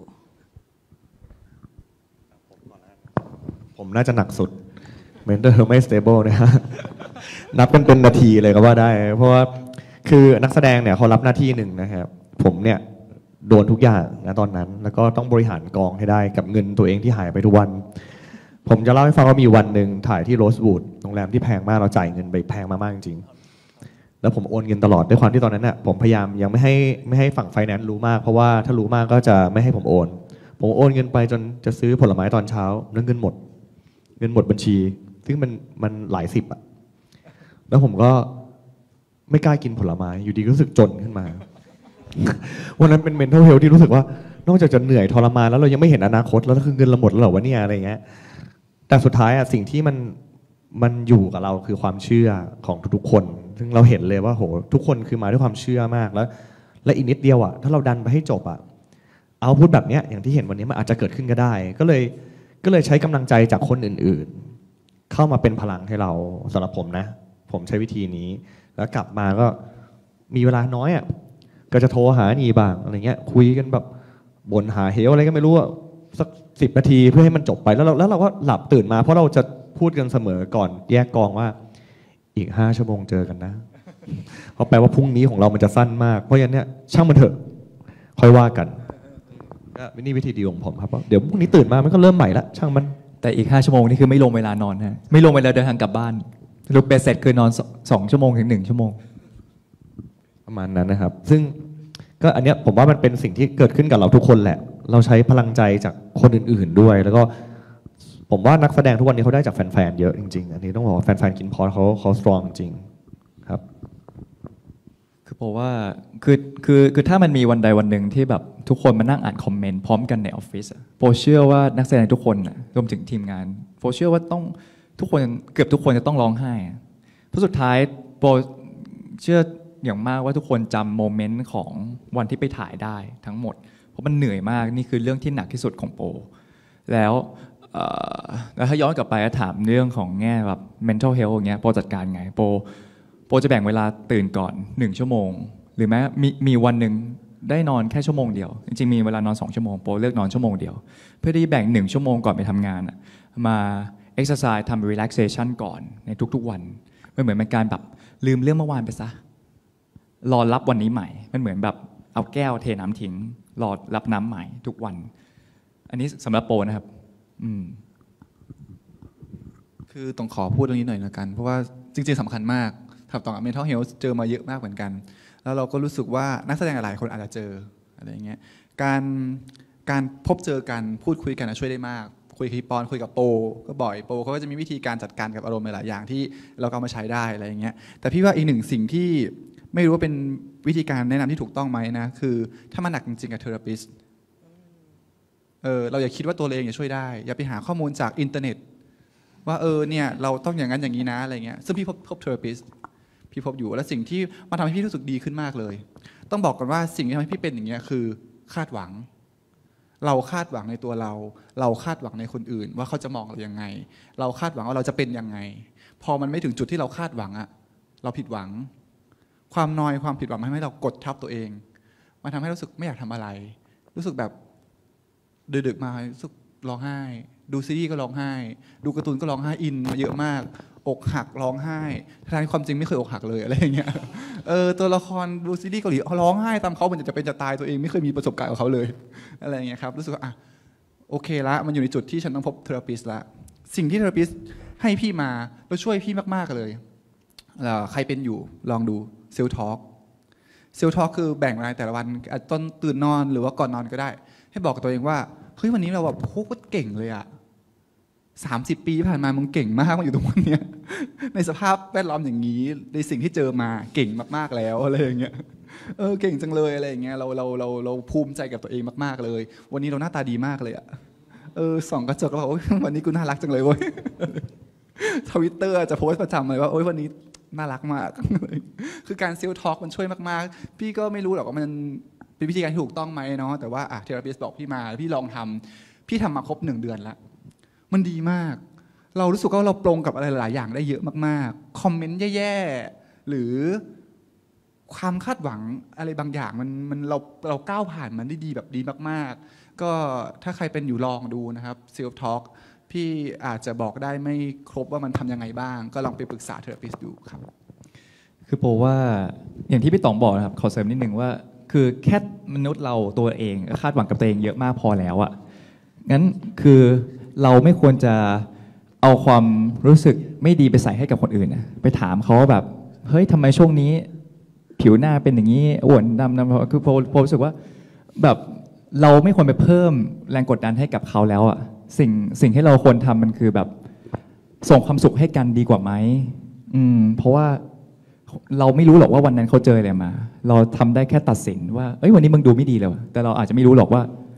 เขาอาจจะมีปัญหากับที่บ้านก็ได้อะไรเงี้ยงั้นแบบว่าแบบ encourage ให้ทุกคนแบบส่งความสุขให้กันดีกว่าขอพูดในแง่การแสดงนิดนึงเนาะคือเวลาที่เรานักแสดงเวลาที่เขาอินเข้าไปอ่ะเขาต้องเชื่อเขาต้องรู้สึกอย่างเต็มที่อยู่แล้วเนาะคือมันต้องกระโจนเข้าไปเพราะฉะนั้นเครื่องมือของนักแสดงสำคัญมากเนาะตอนเข้าไปมันต้องไม่ลังเลแล้วอ่ะมันต้องเชื่อตัวเองแต่ว่าตอนออกมาเนี่ยนักแสดงต้องมีสติรู้เนาะว่าเมื่อกี้คือจินตนาการเมื่อกี้คือสิ่งที่เราใช้เครื่องมือของเราเนาะในการเข้าไปเชื่อถ้าเรามีสติอ่ะมันจะช่วยเราได้ระดับหนึ่งแล้วก็เราก็ขอบคุณตัวเองว่าเมื่อกี้เราเก่งมากเลยเราทำได้ขนาดนั้นเนาะพอออกมาปุ๊บเราก็กลับมาอยู่กับโมเมนต์หายใจรีแลกซ์ขอบคุณตัวเองเนาะแล้วก็ไปเอนจอยชีวิตเราประสบความสำเร็จแล้วพรุ่งนี้เราค่อยกลับเข้าไปเป็นเขาใหม่เนาะอันนี้สำคัญมากเราต้องไม่แบบจมเข้าไปเนาะแต่ว่ามันไม่สำหรับครูสอนการแสดงแล้วเราไม่ใช่จิตแพทย์หรือนักจิตวิทยาดังนั้นบางเคสเราก็จะบอกนักแสดงว่าอันเนี้ยต้องเทคแคร์นะเพราะว่าเครื่องมือของนักแสดงมีแค่ร่างกายจิตใจแล้วก็เสียงเนาะแล้วมีแค่นี้เองแล้วมันพังไม่ได้เพราะมันไม่รู้จะไปซ่อมที่ไหนถูกปะเพราะฉะนั้นเนี่ยการฝึกฝนจึงสำคัญมากเพื่อให้เราเชี่ยวชาญกับการควบคุมเครื่องมือเหล่านี้ได้แล้วเราใช้มันได้อย่างเป็นอิสระเราไม่กังวลแต่ถ้าถึงจุดหนึ่งเรารู้สึกว่าเฮ้ยมันมีบางจุดไม่โอเคคือไม่มีใครเพอร์เฟกต์ไม่มีมนุษย์คนไหนที่เกิดมาแล้วสมบูรณ์แล้วไม่มีความเจ็บป่วยอะไรข้างในเนาะเราก็จะต้องหาที่พึ่งพาเนาะครูสอนการแสดงไม่ใช่จิตแพทย์เพราะฉะนั้นเราจะไม่เข้าไปแตะ personal อะไรของเขาเนาะถ้าสมมุติเราเห็นละว่าdetect ว่าเขาน่าจะ need help ก็คืออย่างที่พี่ต๋องทำซึ่งดีมากๆเป็นเรื่องปกตินักแสดงต่างประเทศมีเทอราปิสต์ของตัวเองเป็นเรื่องปกติมากๆขอบคุณมากครับน่าจะตอบคำถามจากน้องเนาะขออนุญาตแวบมาที่ทางบ้านนิดนึงเนาะคนทางบ้านจะได้ไม่รู้สึกถูกทอดทิ้งมากนะฮะนักแสดงมีคนทางบ้านถามว่านักแสดงได้เวลาเข้าไปเป็นตัวละครเนี่ยได้เรียนรู้อะไรจากตัวละครเราบ้างแล้วก็คิดว่าตัวละครเรามีปัญหาอะไรบ้างไหมเนาะแล้วก็เรามองมันยังไงนะฮะเชิญเลยค่ะจริงๆถือไมค์ไว้ได้อย่างเหมาะสมมากๆเวกัสฮะครับผมก็อย่างที่เห็นในซีรีส์นะครับตัวละครเวกัสเป็นคนที่มีปัญหาเยอะมากเลยผมก็เชื่อว่ามันมาจากการที่อย่างที่พี่โปพูดว่ามันมี3อย่างแต่ว่าแก่นหลักของเวกัสนี่ก็คือenvironment ของครอบครัว relationship กับเขากับคุณพ่อเขาผมเชื่อว่า มันเข้าไปในทางของ psychology ว่าเป็น nature over nurture แต่ว่าผมเชื่อว่ามันเป็นnurture 100%ในของเวกัสเนี่ยคือเขาจะเป็นยังไงตอนเด็กเนี่ยมันเหมือนถูกกบไปหมดเลยจากการที่เขาโดนถูกเลี้ยงดูแบบนี้ครับแล้วก็มันก็ย้อนกลับไปถึงว่าคุณกันถูกเลี้ยงดูยังไงด้วยเหมือนกันนะผมรู้สึกว่าการที่ได้มาเล่นตัวละครเนี้ยมันให้ perspective ว่า relationship ของเรากับครอบครัวหรือว่ากับคนที่เรารู้จักเป็นยังไงบ้างแล้วก็มันก็ช่วยให้ผมเข้าใจคนอื่นมากขึ้นแบบว่าชีวิตคนเราเนี่ยมันผ่านอะไรมาเยอะมากแบบแล้วการที่คนหนึ่งจะเป็นแบบนี้เราไม่ต้องไป justify ว่า action ของเขามันอันนี้เหลือมันใช่ถูกหรือผิดครับคือเราแค่ต้องมองว่าเหตุผลที่เขาทำหรือว่าเขาเป็นแบบนี้เพราะอะไรแล้วมันช่วยให้เรามองทุกคนแบบว่าในมุมมองอีกแบบหนึ่งครับผมขอบคุณมากครับคือของโปขอเสริมตัวเวกัสนิดหนึ่งว่าโปว่าตัวเวกัสอะเป็นตัวละครที่น่าสนใจคือถ้าใครที่ได้ดูเงี้ยจะเห็นชัดมากว่าก่อนที่ยูจะรู้แบ็กกราวด์ของตัวละครเนี้ยในช่วง EP หลังๆอะยูเกลียดเขามากเลยงั้นโปรู้สึกว่ามันคล้ายๆกับเรื่องที่โปพูดมาเมื่อสักครู่หนึ่งว่าคือพอเราเจออะไรมาเราจะเอาความแปลกของเราอะไปใส่คนอื่นพอเรารู้สึกเราไม่ยอมรับกับตัวเองเราถึงไปถามคนอื่นพอเราไม่ยอมรับกับใดๆก็ตามเราจะเอาไปลงที่คนอื่นหมดเลยงั้นผมว่ามันต้องจัดการที่ตัวเองเพราะว่าเวกัสเป็นไอดอลให้ใครหลายๆคนได้ที่สุดท้ายแล้วอ่ะวันหนึ่งที่เขาได้เจอพีทได้เจอความรักที่ดีอ่ะมาเติมเต็มกันแล้วควรไปแบบจัดการกับตัวเองมาก่อนโปว่านะครับขอบคุณครับไปสู่คำถามถัดไปเนาะมันเกี่ยวเนื่องกันมีคนถามว่าคิดว่าเวกัสเขาป่วยไหมเราตีความว่าเขาป่วยไหมพีทว่าไงสำหรับตัวเวกัสเองผมว่าเขาไม่ได้ป่วยเขาแค่มีปัญหา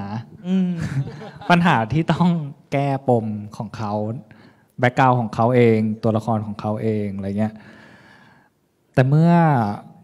เขามาเจอกับคนที่ไม่เคยถามว่าอย่าง EP ล่าสุดเงี้ยไม่มีคนเคยมาถามเวกัสว่าเป็นอะไรหรือเปล่าโอเคไหมอยากให้รับฟังอะไรไหม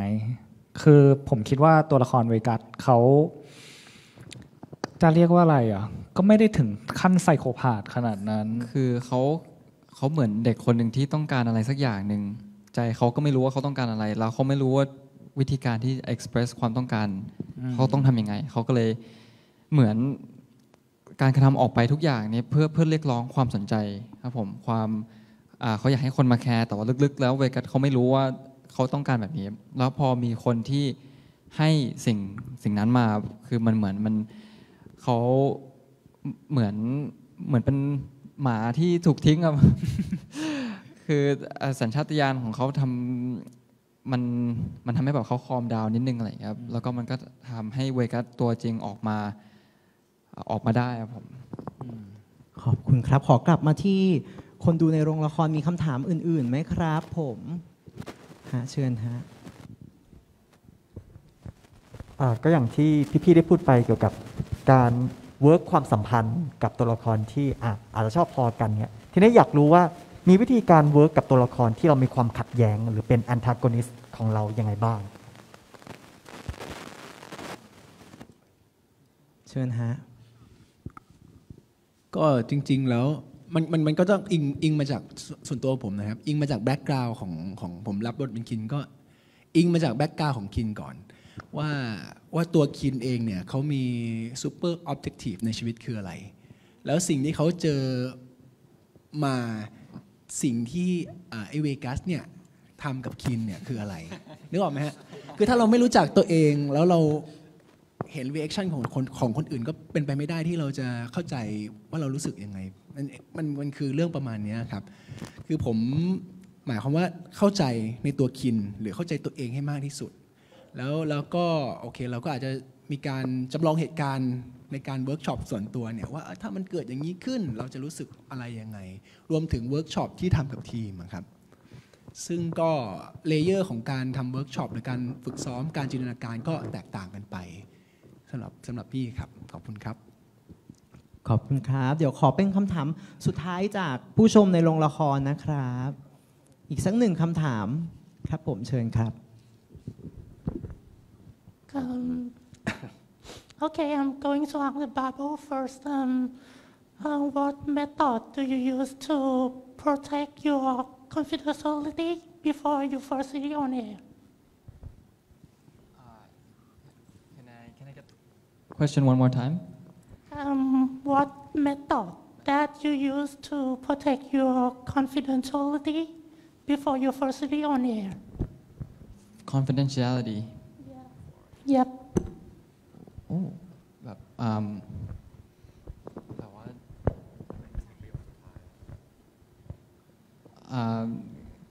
my confidentiality before I did what? I'm sorry. ขอทวนประโยคสุดท้ายนิดนึงนะฮะ Can you repeat the last sentence? What method that you use to protect your confidentiality when before you first see it on air? Oh, before my first series, my confidentiality or my confidence? You are confident. Confidence. So because it's my first series,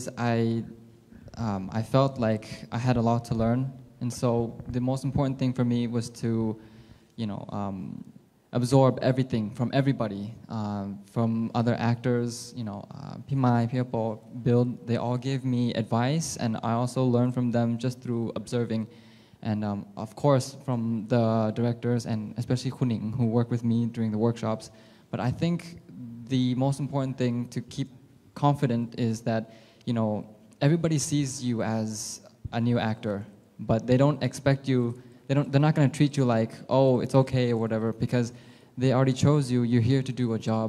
And so what's important is to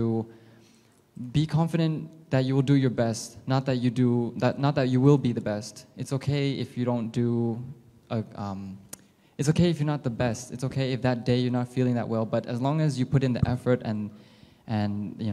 that you can be proud of yourself that whatever the result is, you tried your best that day, it's okay. And also to absorb everything and to learn from everybody. That's how I approach my work. ขอบคุณนะครับน่าจะตอบคำถามได้เนาะก็มีวิธีการทั้ง absorb แล้วก็สังเกต observe จากเพื่อนร่วมงานเนาะแล้วก็มากมายหลายอย่างนะครับขออนุญาตเป็นคำถามสุดท้ายเนาะจากทางบ้านนะฮะเราล่วงเลยเวลามาสักระยะหนึ่งแล้วนะครับคำถามสุดท้ายเราได้เรียนรู้อะไรผ่านตัวละครของเราบ้างครับคนที่เหมือนบิวจะตอบประเด็นนี้ไปแล้วเนาะช่วงนั้นขอคนอื่นๆที่ยังไม่ได้พูดประเด็นนี้นะครับเดี๋ยวต๋องกันละกันแล้วก็เป็นอโปนะครับอย่างต๋องคือเอาเฉพาะสิ่งที่เราได้เรียนรู้จากตัวละครเลยละกันเนาะคือจริงๆเราเซอร์ไพรส์เพราะว่าเวลาเราเข้าไปเจอตัวละครหนึ่งเนี่ยเรา explore ความคิดเขาด้วย explore ทัศนคติว่าเขามีแนวคิดต่อโลกยังไงสิ่งที่เราเจอแทนคุณคือความสบายใจทั้งที่เป็นตัวละครที่บ้ามากนะบ้าแล้วก็สุดโต่งมากแต่แทนคุณทำให้เราสบายใจเพราะว่าเขาไม่เคยแคร์เลยว่าใครจะคิดอะไรกับเขา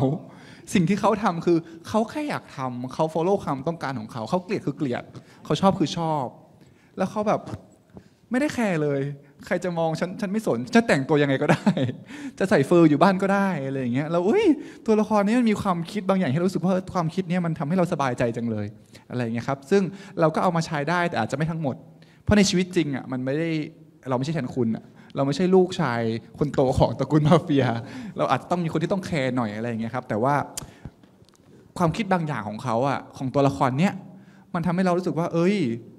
มันเอามาใช้ได้แล้วทำไมเราไม่เอามาใช้ได้วะทั้งที่มันทำให้เราสบายใจขนาดนั้นอะไรอย่างเงี้ยครับ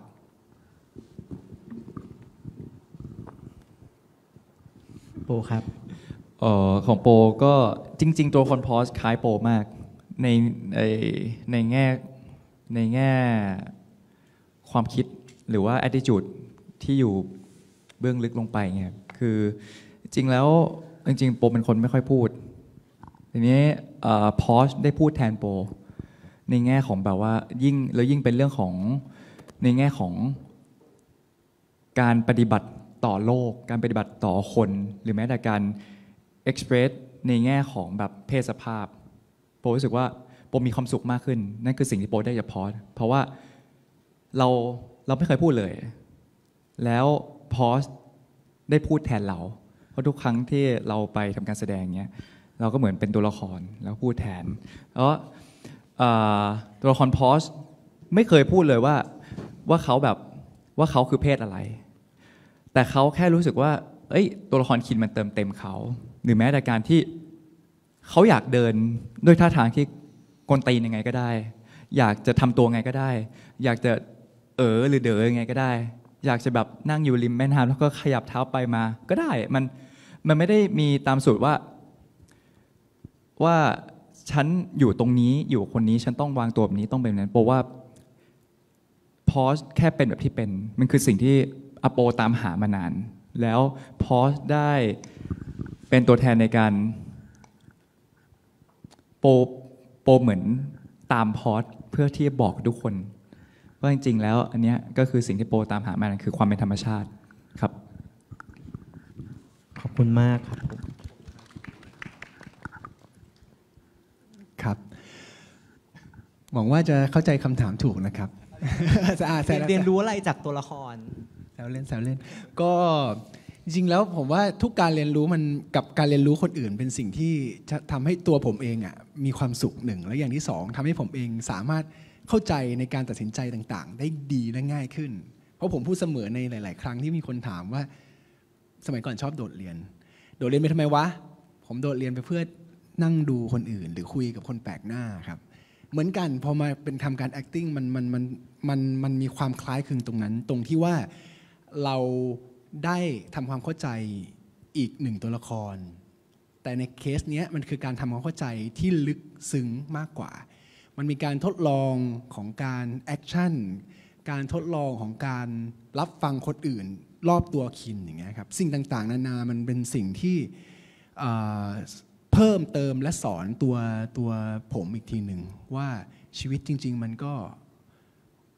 คาดเดาอะไรไม่ได้จริงๆและที่สำคัญที่สุดก็คือความต้องการสูงสุดหรือ super objective จริงๆมันคือสิ่งที่ drive ตัวผมเหมือนกับที่ drive ตัวคินดังนั้นการจะทำอะไรสำหรับผมที่ได้จากคินนะครับก็เป็นเหมือนที่ผมคิดอยู่ก่อนหน้ามาเล่นเลยว่าชีวิตมันมีเป้าระยะไกลระยะกลางระยะสั้นถ้าเราผิดหวังหรือสมหวังมันก็ดีใจได้แป๊บนึงแหละเพราะว่าเป้าระยะไกลยังรออยู่และที่สำคัญรอบๆตัวคินเหมือนรอบๆตัวผมก็มีผมเปรียบเทียบนะทางขวาอาจจะเป็นคนที่เรารักทางซ้ายคือเพื่อนฝูงข้างหลังคือครอบครัวข้างหน้าคือเป้าหมายตรงกลางคือเราทั้งหมดทั้งมวลเราเอนไปทางใดทางหนึ่งได้ไหมได้แต่มันจะเป๋ไม่ไปตรงตามกับสิ่งที่เราต้องการจริงๆนี่แหละครับสิ่งที่ผมได้เรียนรู้จากคินขอบคุณครับขอบคุณมากครับเลือกไม้ได้ในสมัยหน้านะฮะจะลงรับสมัครเลือกตั้งเราปิดท้ายกันที่ Bible สักนิดนึงนะฮะได้เรียนรู้อะไรจากตัวละครตัวนี้ที่แลดูจะ problematic นิดผมคิดว่าผมคิดว่าส่วนตัวผมได้โอกาสมากกว่าโอกาสที่จะเข้ามาทำงานแล้วจริงๆผมได้เรียนรู้กับคนที่ได้ร่วมงานมากกว่าตัวเวกัสอีกด้วยซ้ำผมได้เรียนรู้จากพี่ปอนจากนักแสดงคนอื่นแล้วคุณหญิงอะไรอย่างเงี้ยผมรู้สึกว่าประสบการณ์การทำงานอันนี้มันเป็นอะไรที่ผมจะไม่ลืมเลยเพราะว่าในช่วงเวลาที่ถ่ายทำเนี่ยผมต้องปรับตัวเยอะมากแต่อาจจะถามพี่ปอนได้ว่าตอนแรกๆช่วงแรกๆผมไม่ได้เป็นอย่างนี้แล้วคือการที่เข้ามาร่วมทำงานอะไรเงี้ยต้องเรียนรู้อะไรหลายสิ่งหลายอย่างเยอะมากเลยเพื่อจะเข้าทำงานกับคนอื่นได้อะไรเงี้ยผมก็เลยรู้สึกว่ามันเป็น benefit สำหรับผมมากแล้วก็ต้องขอบคุณตัวละครเวกัสที่ได้เปิดโอกาสให้ผมได้มาทำงานนะผมขอพูดอะไรปิดนิดนึงแล้วกันครับต้องบอกก่อนว่าในฐานะที่เราพยายามเล่าว่าเราทำเรื่องราวเกี่ยวกับมนุษย์เนาะมนุษย์มีทั้งดีและไม่ดีอาจจะทำพลาดโดยที่ไม่รู้ตัวแน่นอนพวกเรา Beyond Cloud ทุกคนก็เป็นมนุษย์เหมือนกัน บางครั้งความคาดหวังของพวกคุณเราก็เสียใจนะ ที่บางอย่างเราทำไปแล้วเฮ้ยคุณไม่พอใจคุณว่าเรามากมายอะไรเงี้ยจริงๆแล้วเราก็คือมนุษย์เราไม่รู้หรอก 100% ว่าทำไงให้คุณชอบได้ขนาดนั้นแต่อยากให้รู้ว่าพวกเราตั้งใจทุกวันแล้วก็พยายามถ้าอะไรที่แนะนำกันดีๆพัฒนาได้เราทำ นี่คือสิ่งที่ผมได้จากการทำงานตรงนี้กับทุกคน แล้วก็อยากให้เชื่อในตัวเราว่าเราจะทำให้ดีขึ้นไปอีก แต่อย่าว่าเราแรงนะ เสียใจนะ ขอเสียงปรบมือนะครับให้ทีมงานนักแสดงจากเรื่อง Kim Porsche The Series นะครับผมน่าเสียดายมากๆเรามีเวลากันเท่านี้เองจริงๆเนาะมีประเด็นที่อยากจะพูดคุยอีกมากมาย แล้วก็อาจจะมีสับแสงอะไรหรือว่าความรู้ทฤษฎีเกี่ยวกับการแสดงเกี่ยวกับละครอะไรที่เราได้พูดกันไปแล้วอะไรอย่างเงี้ยก็ที่ยังไม่ค่อยเคลียร์นักนะฮะก็ติดตามรายการ Drama Talk นะฮะเราจะมาพูดคุยเกี่ยวกับละครไปเรื่อยๆนะฮะแล้วก็ถ้าใครแบบที่เขาพูดมาเนี่ยได้ลอง acting ดูแล้วมันจะเป็นยังไงมันจะเป็นอย่างที่พี่เขาบอกไหมมาสมัครเรียนได้นะฮะเราเปิดทั้งตรีโทเอกนะฮะภาควิชาศิลปะการละครของเรานะครับผมติดตามได้จากช่องทาง Drama Arts จุฬานะครับแล้วก็ฝากผลงานเรื่อง Kim Porsche ด้วยเหลืออีก3 EP นะครับ3 EP ทางช่องวัน31นะครับแล้วก็iQIYI ด้วยนะครับผมอ้าวทำไมฉันไม่ให้เขาพูดเองอ่ะคุณฉันแย่งเขาพูดทำไมอ่ะเริ่มแล้วนะฮะโอเคในโอกาสนี้เมื่อกี้นี้ได้พูดไปแล้วว่าถ้าสนใจเรื่องการแสดงสามารถติดตามภาควิชาได้แล้วก็ในวันนี้ได้ทีมงานและนักแสดงมาพูดถึงเรื่องการแสดงกับเรานะฮะแล้วก็มีของเขาเรียกว่าอะไรของกำนัน ของที่ระลึกมีซูเวเนียร์ให้นิดนึงนะฮะอันนี้เป็นงานที่เรียกได้ว่าเป็นงานวิจัยเกี่ยวกับการแสดงแรกๆละกันในประเทศไทยของรองศาสตราจารย์สดใสพันธุมโกมลซึ่งเป็นผู้ก่อตั้งภาควิชาของเรานะครับอาจารย์ก็ได้ทำตัวเล่มวิจัยที่ชื่อว่าการวิเคราะห์ปัญหาและวิธีแก้ปัญหาของนักแสดงในการกำกับการแสดงละครสมัยใหม่รูปแบบต่างๆในประเทศไทยคือในเล่มเนี่ยดีมากเด่นเคยอ่านแล้วแต่ว่าเราไม่ตีพิมพ์แล้วนะฮะเป็น rare item อันนี้ทางภาคจัดทำให้พิเศษเลยข้างในนั้นก็จะมีแบบลิสต์ปัญหาของนักแสดงที่ครูใหญ่ได้เจอในการทำงานจริงๆในวงการแล้วก็วิธีแก้ไขอะไรเงี้ยมีประโยชน์มากๆก็จะขอมอบให้กับทุกๆท่านในวันนี้นะครับในการนี้นะครับขอเชิญนะครับรองศาสตราจารย์ดร.สุรเดชโชติอุดมพันธ์นะครับคณบดีคณะอักษรศาสตร์นะครับมอบของที่ระลึกให้กับทีมงานและนักแสดงครับเชิญครับผมเดี๋ยวเชิญอาจารย์ตรงกลางเลยนะครับ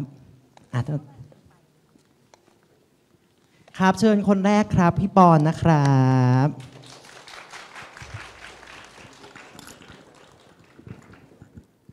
ครับเชิญโปครับเชิญเลยจ้ะ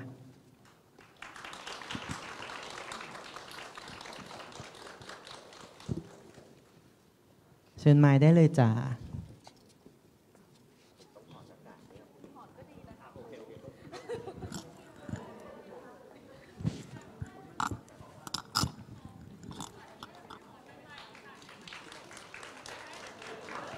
หนังสือเดี๋ยวหลังไมค์เชิญครับต่องครับ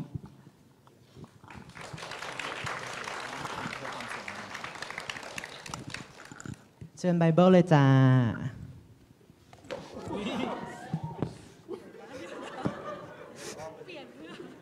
เป็นความรู้ที่หนักอึ้งเต็มเปี่ยมมากเลยนะฮะในหนังสือเล่มนี้ว้าไม่มีใครเกลียดอาจารย์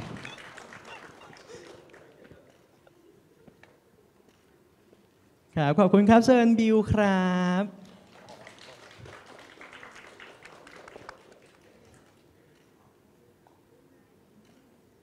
ขอบคุณมากเลยครับส่วนคุณหญิงก็จำได้ขึ้นใจทุกตัวอักษรแล้วนะครับ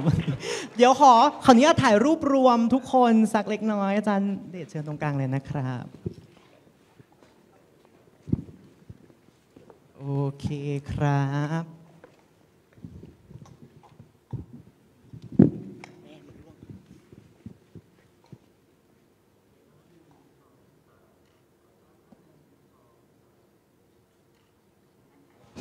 ขอบคุณมากครับขอบคุณผู้ชมที่ชมอยู่ทางบ้านด้วยนะครับไว้พบกันใน Drama Talk โอกาสหน้าครับวันนี้สวัสดีครับผ